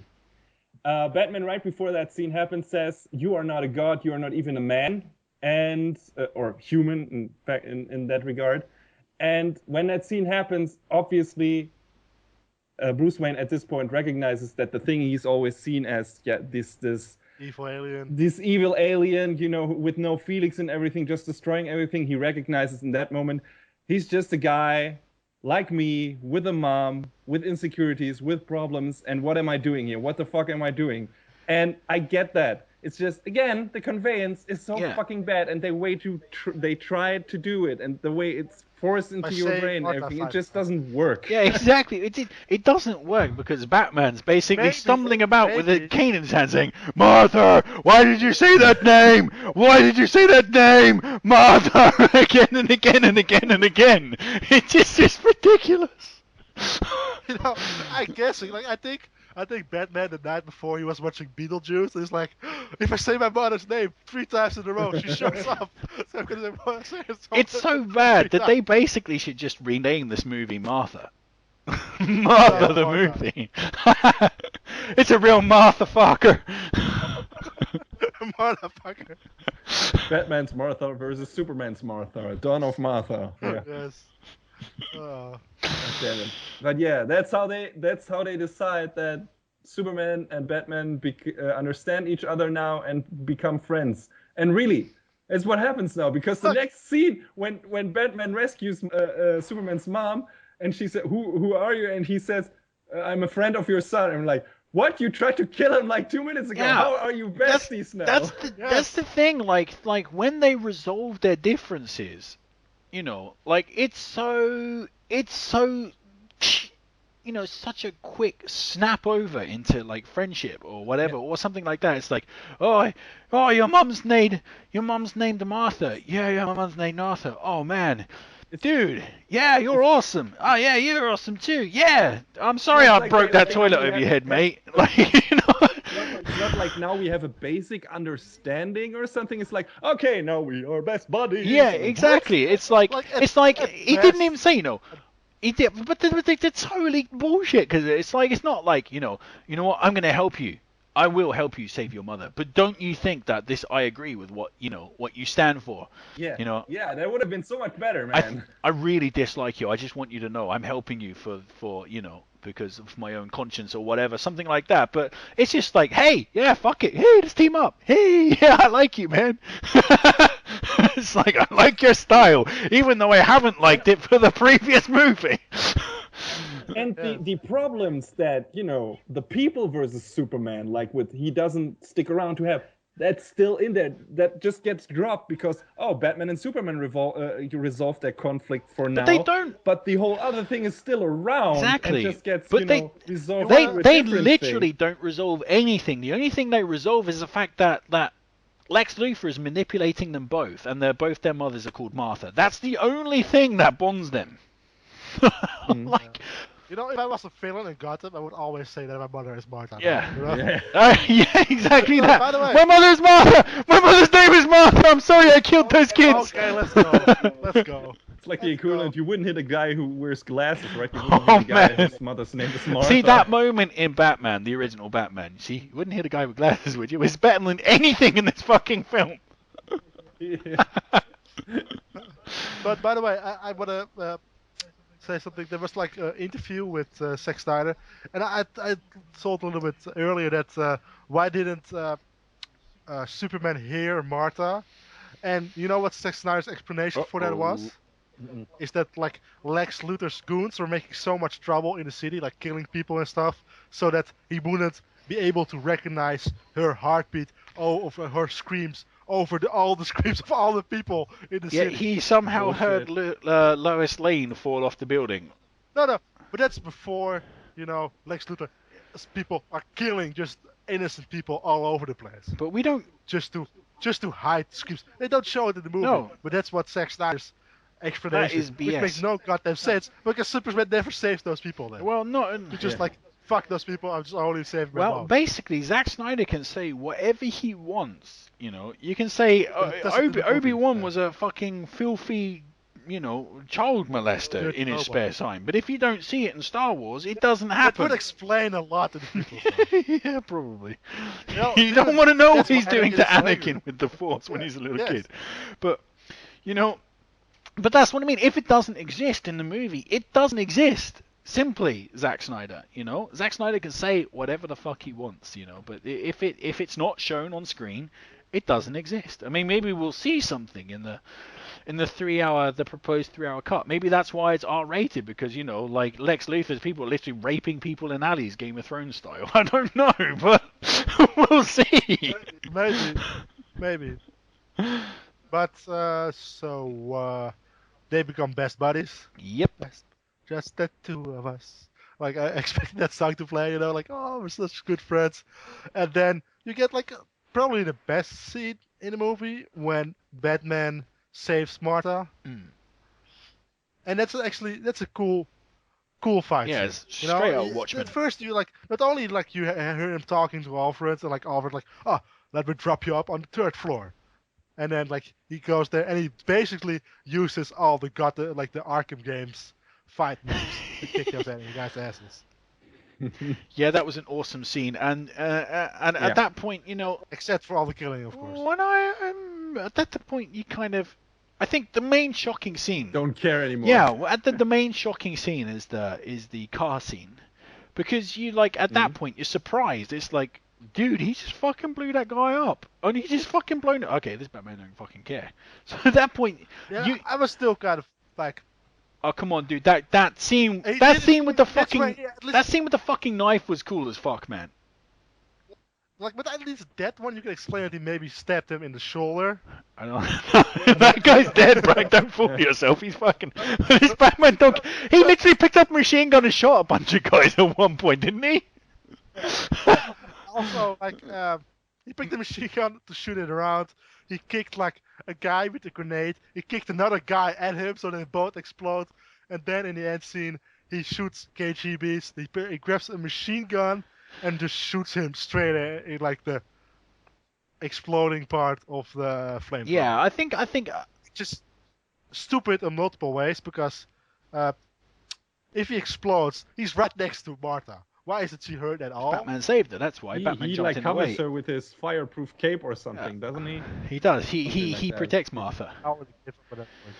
But Something dumb. basically. But if he's not fast enough to get there in time before he shoots her?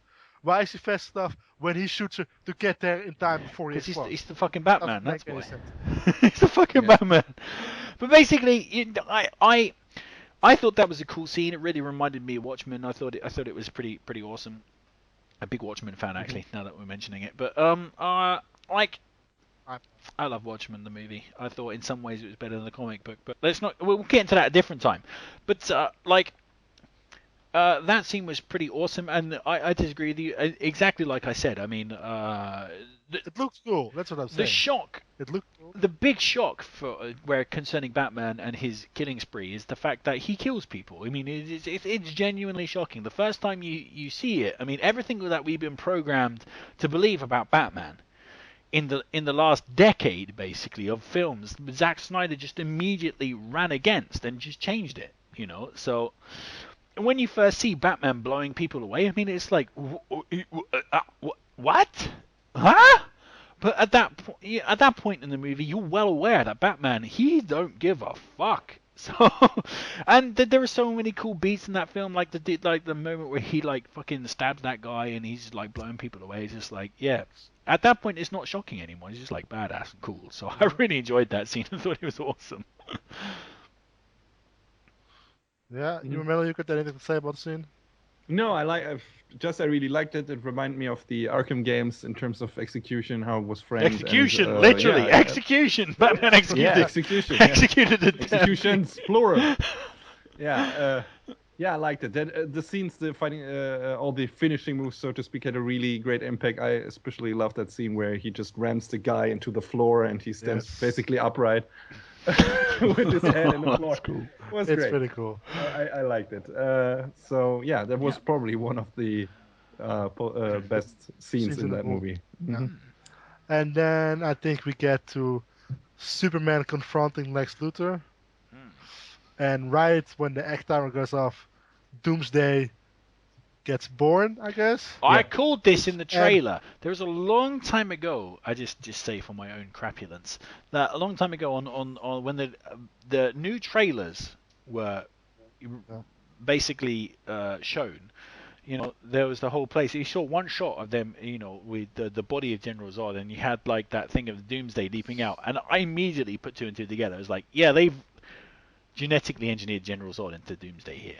And I posted that on like an Outlaw Gamer, and like someone was like, "No, that's too stupid." I think it was Aussie Legend was like, "Yeah, no, they wouldn't do that. That's too stupid." It was like, "Yeah, well, they fucking did exactly what I said they would do.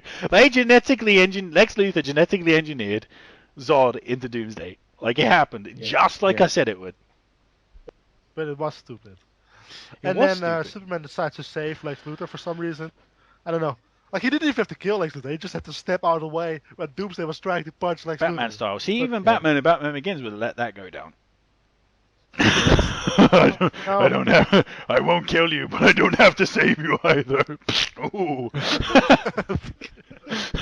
And he was staying on the wall. Yeah.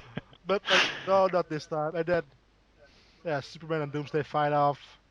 Batman joins the fight. Wonder Woman joins the fight. First, Superman got nuked into space.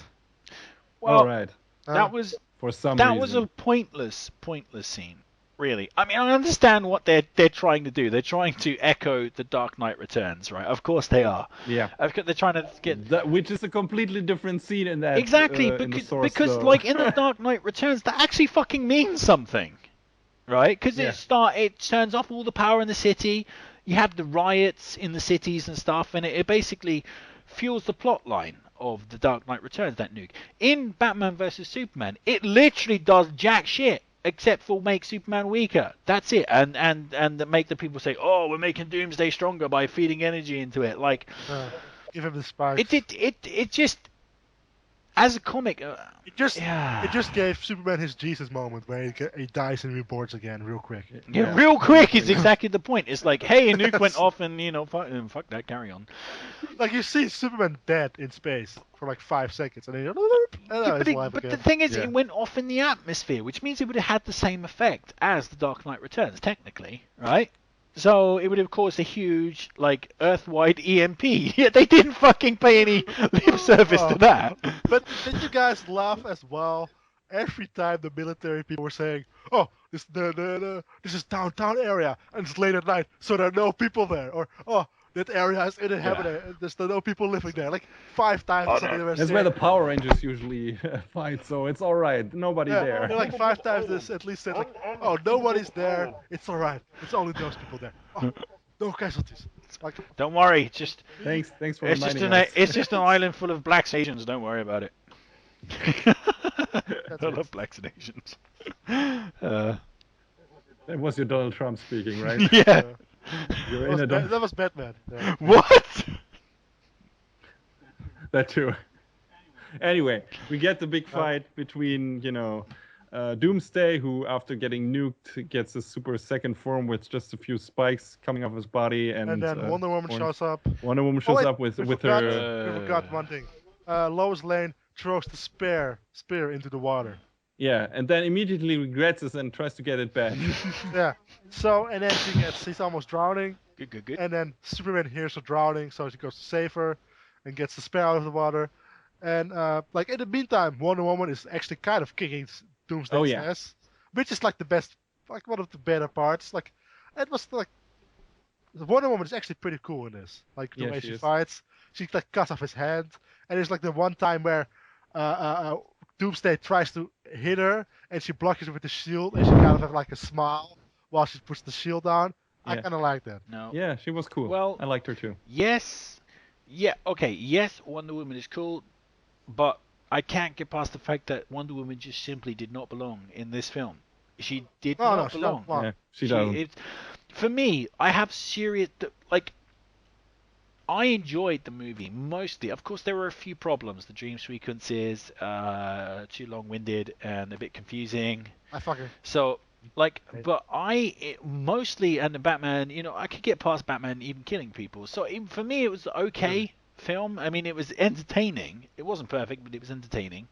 And the fight between Batman and Superman was pretty decent. I enjoyed that. But then suddenly, with the Doomsday fight, it lost me completely.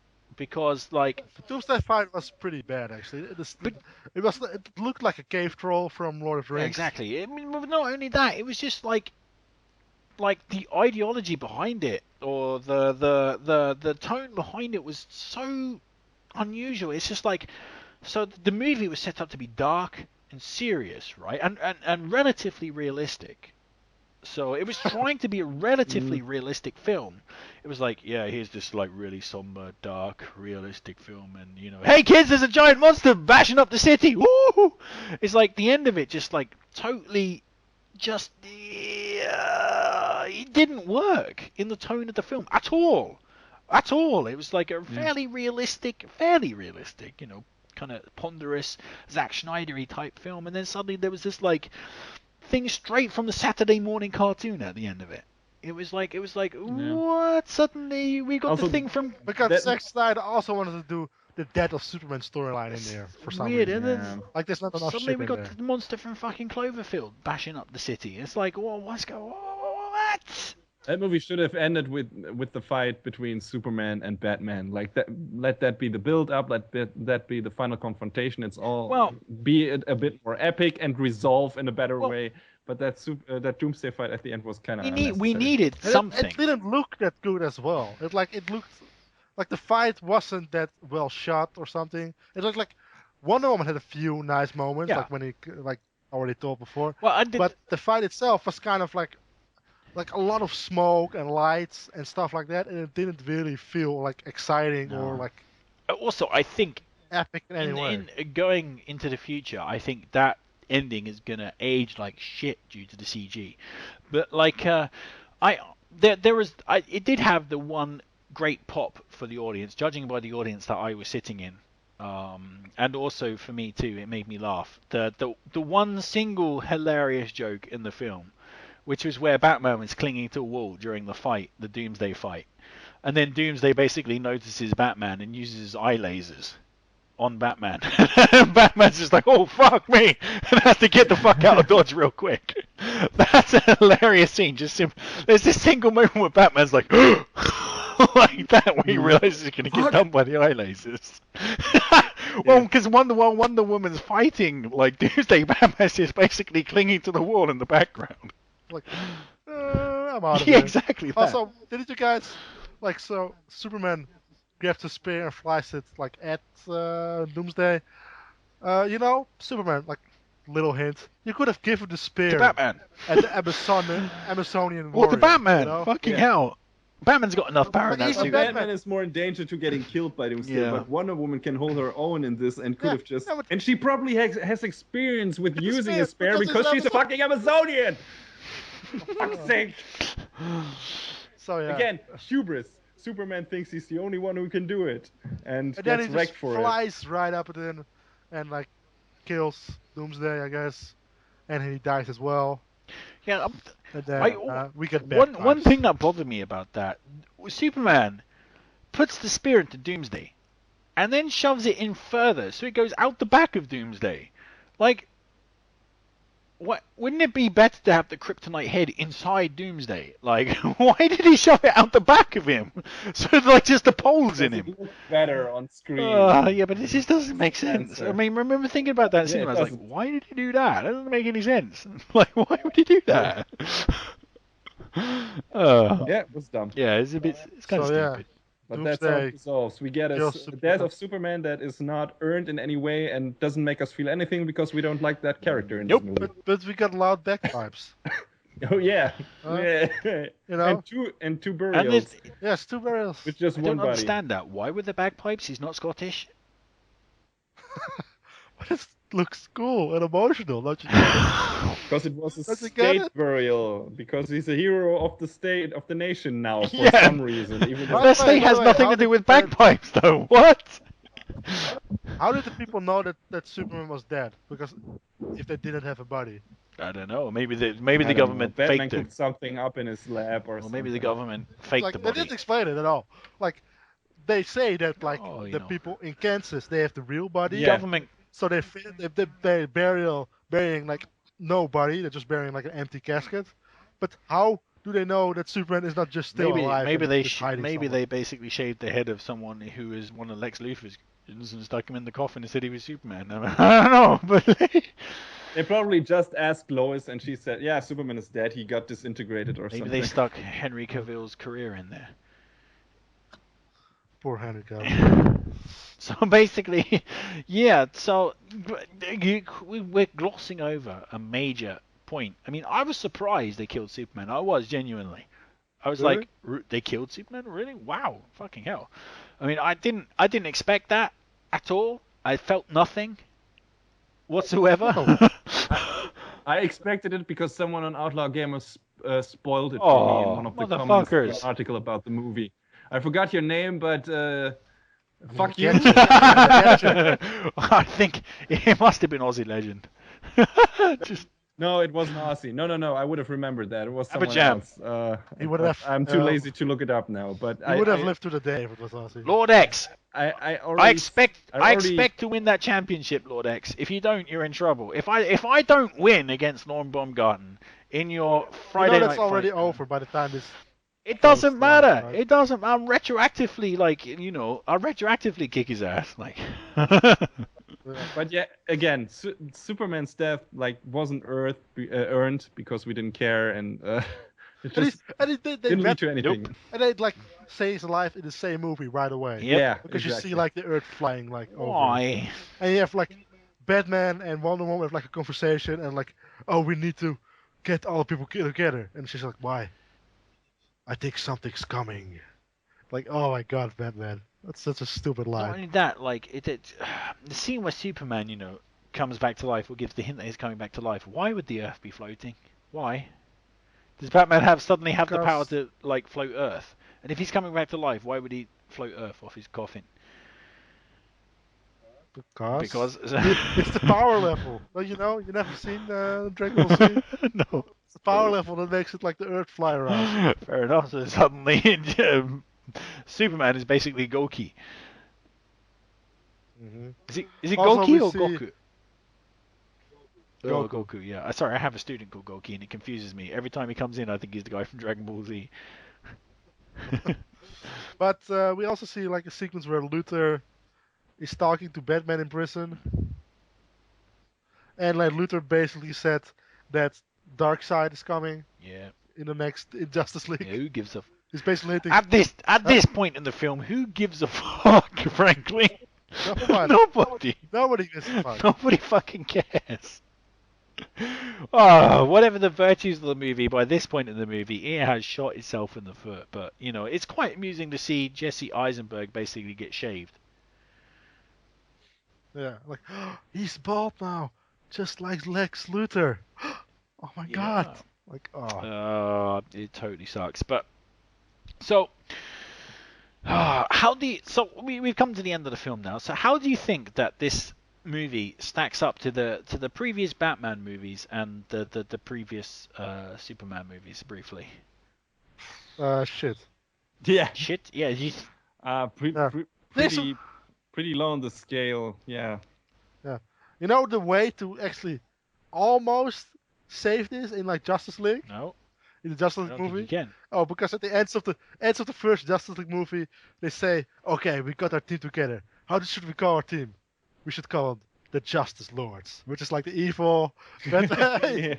like the evil Justice League from like the other universe. Yeah. I don't know. Kinda Yeah, makes more that's sense. like the only way where you can almost make this correct, and that's Well, like even then it's stretching. I think overall, I don't think perhaps I'm the lightest of the three of us. I think I'm probably the person who had the highest opinion of this movie because I think 70% of it was entertaining. 30% of it, like the last 30% specifically, was especially the stuff with Doomsday, was like it fucking shot the whole thing in the foot for me. Like I was enjoying it relatively up until then, but like the whole Doomsday thing killed me. Like I couldn't get over it. The whole Doomsday thing I was already dead by that the point. rushed introduction of the Justice League, like felt so forced, so out of place with and so against the tone of the film. Like it just, and of course the whole Martha thing, like is basically become a, is gonna become a meme in the future. There's just gonna be many different images with the word Martha on it. Who's Martha? Like it's gonna happen. So, apart from that, I thought it was a relatively decent film, but the end just killed it. Like it just made it a bad film. In the end, I just couldn't. I didn't like it, and the fact that you kill such a major character like Superman, and you just don't fucking care. You don't give a fuck. Like not even a iota of a fuck. Yeah. It's like, well, that's my main problem too. I couldn't connect to I couldn't really connect to the characters, and even though I was like, yeah, this is fun at points and got some nice action bits and everything, the movie felt way too fragmented for me. Too long. I liked, like I said, I liked parts of it, but then again, it didn't come together as a solid movie with a straight, narrative and everything in the end, and felt just really fragmented and really off in a lot of ways. So yeah, the movie was just a big mess, and there were like a few nuggets of gold in a pile of shit, but it's still a pile of shit. That's how I felt. Like there were like some scenes where like, oh, that looks cool, or like, oh, that's like a cool visual, or like I like Batman and Alfred, like them talking together. Like there's some points in it that I liked, but the overall experience I didn't enjoy at all. And it's weird because I pretty much before that movie, like 1 week before that, I rewatched Avengers 2: Age of Ultron. A movie I was really meh on in the beginning as well, because that is also so fragmented. It's got so much stuff in it that is unnecessary and shit like that to set up other movies. But compared to Batman v Superman, it's still such a much better movie. But that movie is also fun. Yeah. This movie is exactly. Fun. That's the main point. This point. movie is like so overly serious and so like overly dark. It's no fun parts in it, and like to be serious, I wouldn't mind that. I wouldn't mind it if it was actually good or like actually tried to say something. If they did something interesting with it. They didn't. That's the problem. You can make a dark comic book movie. You can make a series comic book movies, but make it count. Also, make it interesting. Do something with that harsher tone and say something interesting. They didn't do that here. Also, with the Age of Ultron, it was more organic than this film. I mean, like the obviously they were setting up so much in the Age of Ultron that it was creaking at the seams. Basically, the film felt like it was like busting at the seams, like it was almost going to fall apart. But it was much more organic, where it's just like this movie, it's like, hey, here's this movie, and bang, there's the Justice League, bang, there's like this, it's like almost like not part of the same film, like those scenes were filmed by a completely different studio, by completely different directors, and I feel it's exactly, but I feel like those like second trailers. unit did that. Exactly. Scenes, it's like I feel like that's maybe why some of the Ben Affleck scenes are good, because Ben Affleck says like Snyder, you just go grab a sandwich or something. I got this. All right, I got this. Go grab your sandwich. I just think it was whilst you could say that Age of Ultron had some it was definitely trying to set up different things and perhaps too much, but like with this one it was ridiculous, and the way it was done with the fucking PC and the YouTube videos, what a fucking lazy ass way to do it. It's almost like it's an afterthought. It was like, hey, here's the movie. Oh shit, man, we gotta set up the Justice League and we've finished the principal filming. How are we gonna do that? Well, you just fucking do it by YouTube videos. You just fucking have Batman watch some YouTube videos. Oh yeah, that'll work. It's like, what? And then have those. I got an even better idea. Let's have those YouTube videos directed by whoever directs the Arrow TV series show. Yeah, good idea. Like what? Oh, yeah, totally. Just a match. At least it felt You like guys everything was directed by, by I want to say Hideo Whedon. Kojima, but that's totally wrong. Yeah, Joss Whedon. It'd be amazing if it directed. Actually, no, it'd be terrible if it directed by Hideo Kojima. You wouldn't understand a fucking thing that was going on. And why is We didn't. Black Widow only wearing a bikini? This is so Yeah. Mm. She breezes through her skin now. But you guys want to talk a little bit about the future of Yeah. the DC But universe? Future.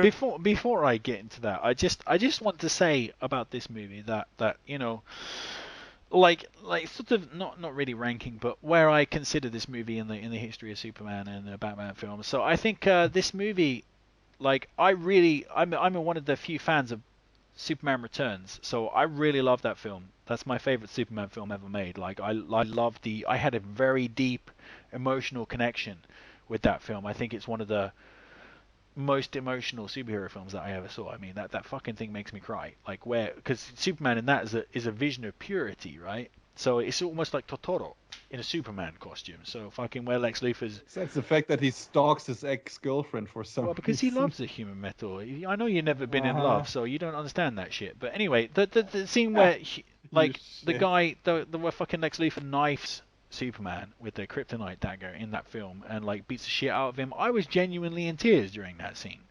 Like, it's horrible for me to watch, and it's so amazing that such a pure symbol of like, you know, like virtue like comes back and succeeds in that movie. It's amazing. So I love that. So, you know, but where the Batman's concerned, I think this is right under all of the Batman movies except the Joel Schumacher movies. I mean, compared to the Joel Schumacher movies, this movie is still like a masterpiece compared to those films. So what do you think about like this Batman film?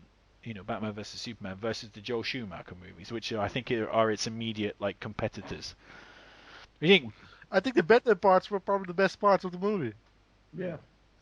As a Batman movie, it works way better than as a Superman movie.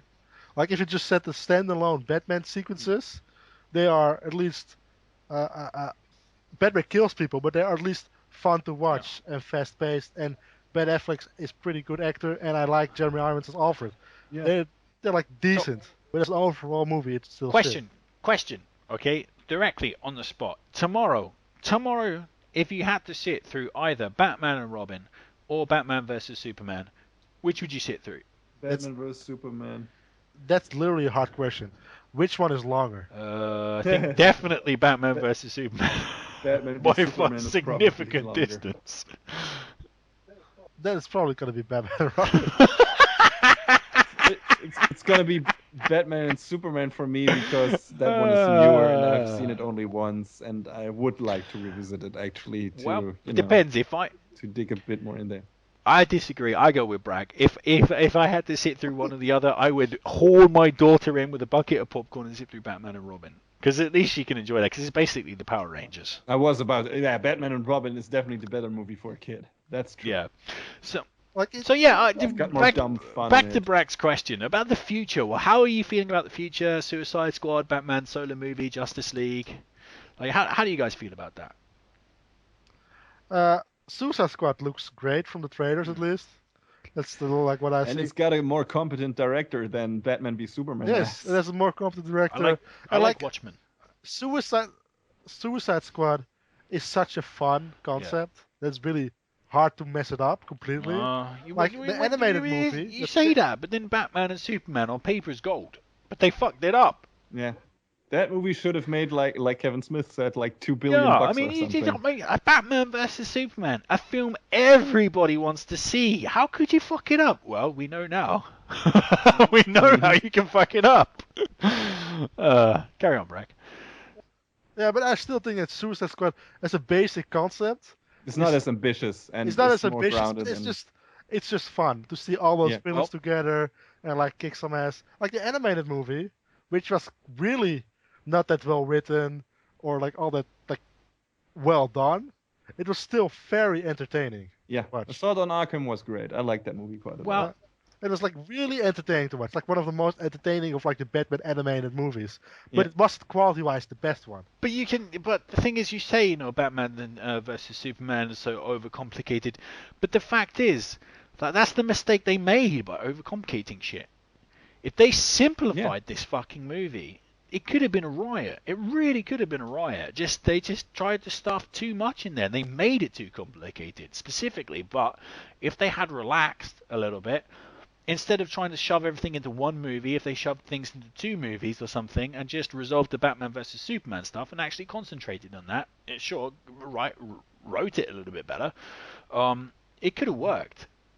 It could have worked gangbusters, but they didn't. I think like you can have a Superman versus Batman versus Superman movie with all the same cast and have a great, entertaining, amazing movie. You could, but it just one of the problems with it, Brack, as you say, it was overcomplicated. That was one of the things they did. Too much, too soon.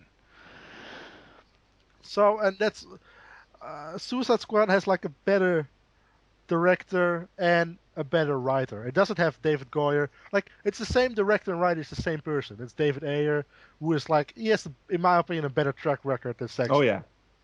And also a better track record than David Goyer. So that's like, love Watchmen. Yeah. like his worst movie, like Sabotage, which was like this Arnold Schwarzenegger movie.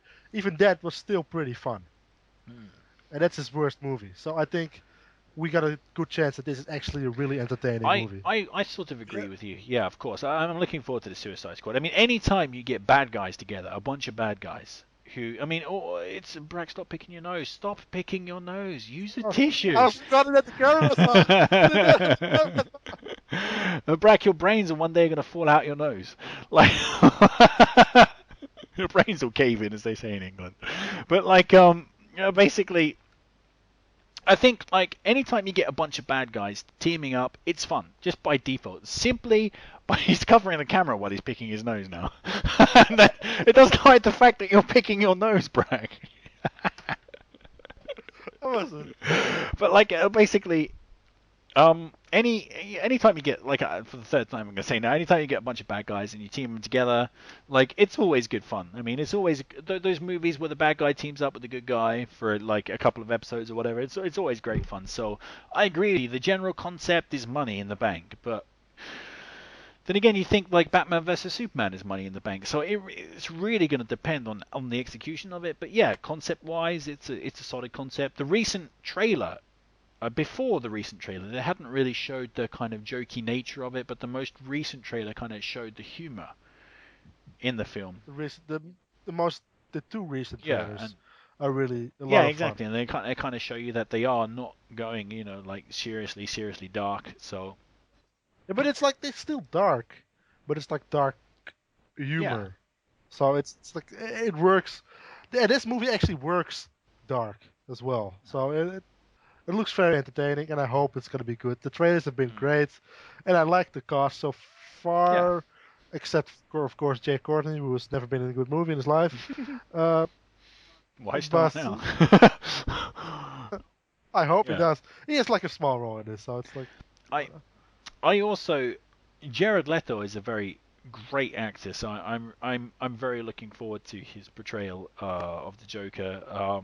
Obviously, you can't discount Heath Ledger as a Joker, and he has a lot to live up to it. But I hope he doesn't really try to compete with Heath Ledger. I hope he does his own thing, I think he has to with that look. Yeah, I've seen like the trailers, and while I'm not completely sold on the look, I'm warming up to it, and I really like the voice. Yeah. So. And I just generally I have faith in that Jared Leto is a good actor. Yeah, I think he's gonna do well. I think he's gonna knock out the park. And I hope he's gonna have to square off to kind of like Ben Affleck in the solo Batman film as well. So Ben Affleck versus Jared Leto, that's cool.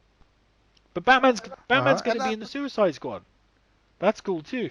Yes, he has like a real small role, I think. So he's gonna be also in his next solo movie, which has been confirmed will be directed by Ben Affleck and probably written by him too. That is that's cool. That is cool. That is genuinely like cool. Ben Affleck. All his directed movies so far have been great, and we know he could do crime movies real well. And like he's a geek as well. He's a first-rate geek. Growing up with or coming up with Kevin Smith. Like I think Kevin Smith and him share a huge connection on the geek factor. We all know that. So I think if anybody is going to do a good job here, it isn't Zack Snyder.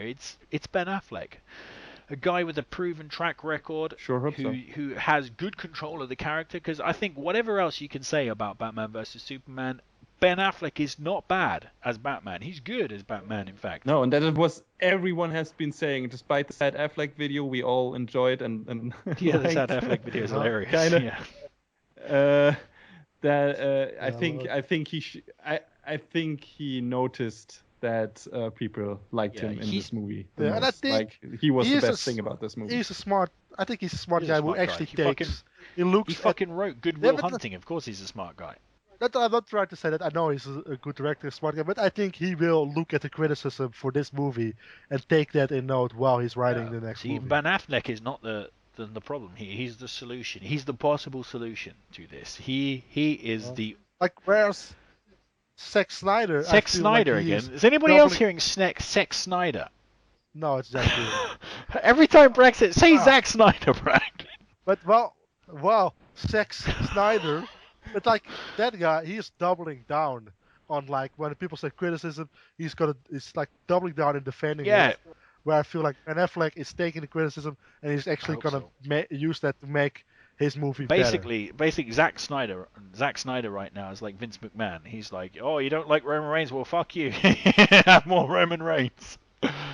Besides that, the Ben Affleck Batman movie, there's still Wonder Woman and Aquaman, and I liked Gal Gadot as Wonder Woman so frankly, far. I could do without the Justice League, frankly, after this movie.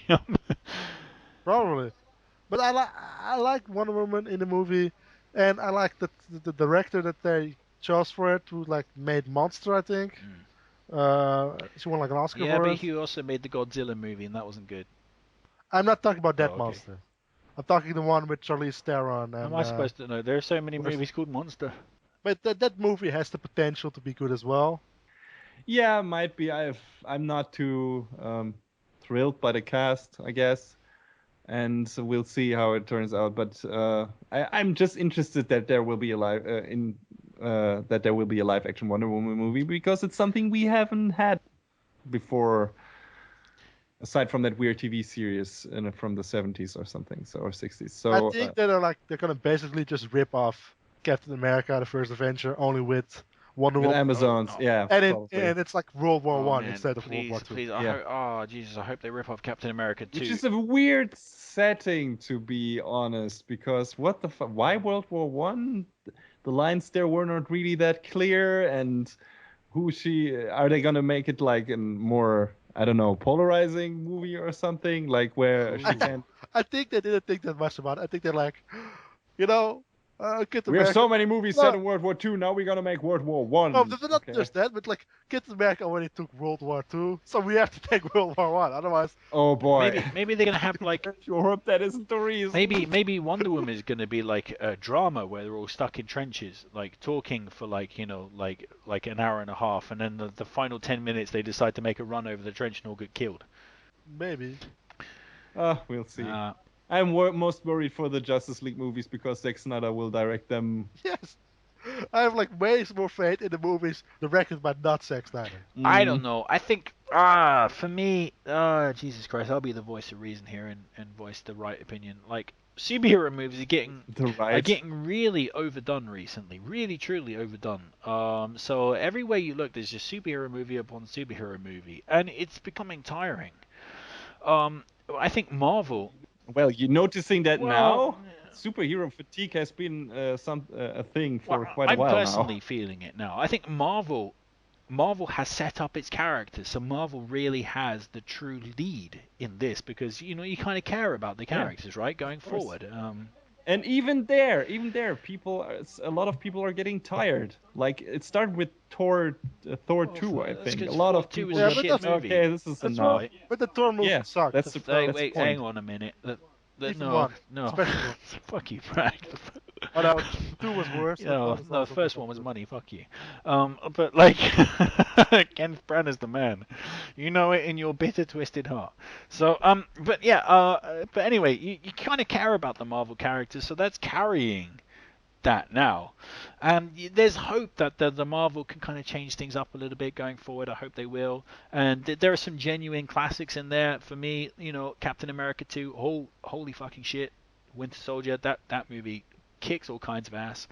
But like the new characters coming in, I don't know if I have patience to sit through Wonder Woman. I don't, you know, when the new characters from Marvel came in, it was new. You know, Thor was new. I mean, I don't know much about Thor, but I was willing to give it a try because it was new at that time. Now Wonder Woman's coming in, and you know, it's not new anymore. That genre is not new. I don't really want to see another origin story, another kind of like, you know, set up and then, you know, beat a kind of pointless bad guy that kind of just basically is a setup to move the character into the Justice League.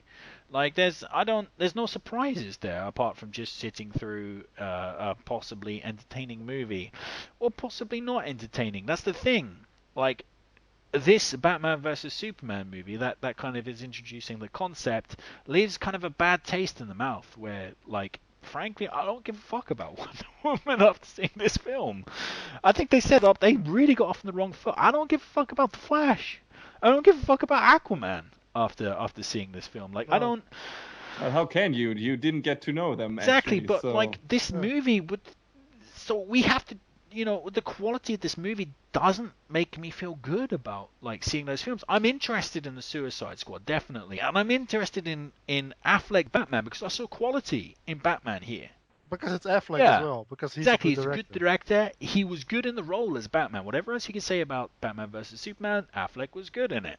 So, you know, there's a promise there that hands of a better director, and also the concept of Batman. Whatever else you can say about the other superheroes, Batman will always be the king of the superheroes. It's his concept is so fucking amazing. It's infallible. It's great. So like, I'm interested in the Batman film. I'm interested in Suicide Squad simply because of its concept. They're a bunch of bad guys. You don't get to see that too often. A bunch of superhero bad guys come together and create a team. It's like you say, Brack. It's a fun concept. It's hard to fuck up. I'm sure. And it's also even though Batman is in it, it feels like it's mostly disconnected from Justice League. Yeah, I would agree with you. And I think hopefully if they get it right, that has like the potential to be a really good fun ride. But like where the Justice League movies are concerned and about the other superheroes leading into the Justice League, I mean, it's like like you say, Wonder Woman's Captain America, Aquaman is Thor. You know, I hope they'll do something different, but those movies are not really movies I will go out my way to go to the cinema to see after Batman vs Superman. Like they just don't ignite the imagination. Like those are DVD movies for me. I mean, if the reviews are off the scale, if people were saying, "Oh man, this is the fucking best superhero film fucking ever made," like, bro, I'll go see it, sure. But I need now after Batman vs Superman, I need convincing. Where the Marvel movies, I don't really need convincing so much, you know. No. I'm looking forward to Civil War. Yeah, me too. That's the difference. Next. Like I don't really particularly want to go to see Wonder Woman. I don't really care about Wonder Woman or Aquaman. I fucking really want to see Civil War though. That's gonna be awesome. I think I would be like, I'm still excited to see those movies, like slightly, if the reviews are good. But I would be more excited before this movie. Before Batman vs Superman, I would have been way more excited for. That's exactly it. I mean, you got DC's Avengers. I mean, on paper it's a good idea, and then you see the tone of this film, and it's just like I don't really want to see more of this direction. Not really. So yeah, and maybe we won't because different directors, different style. We'll see. Maybe if they will. I don't know. Maybe they will mix things up. We can't say for sure right now. There's a good chance that the way that this movie kind of failed at the box office, it still made a shit ton of money, of course, but definitely not as much as they were hoping for. So maybe they were like, we're gonna go like Days of Future Past and shit, you know, like retcon a bunch of stuff. Well, we'll see. And with that, we've actually come to the end of this week's Visit to Ocean Floor. So please join us next time you find that your toaster isn't twerking properly.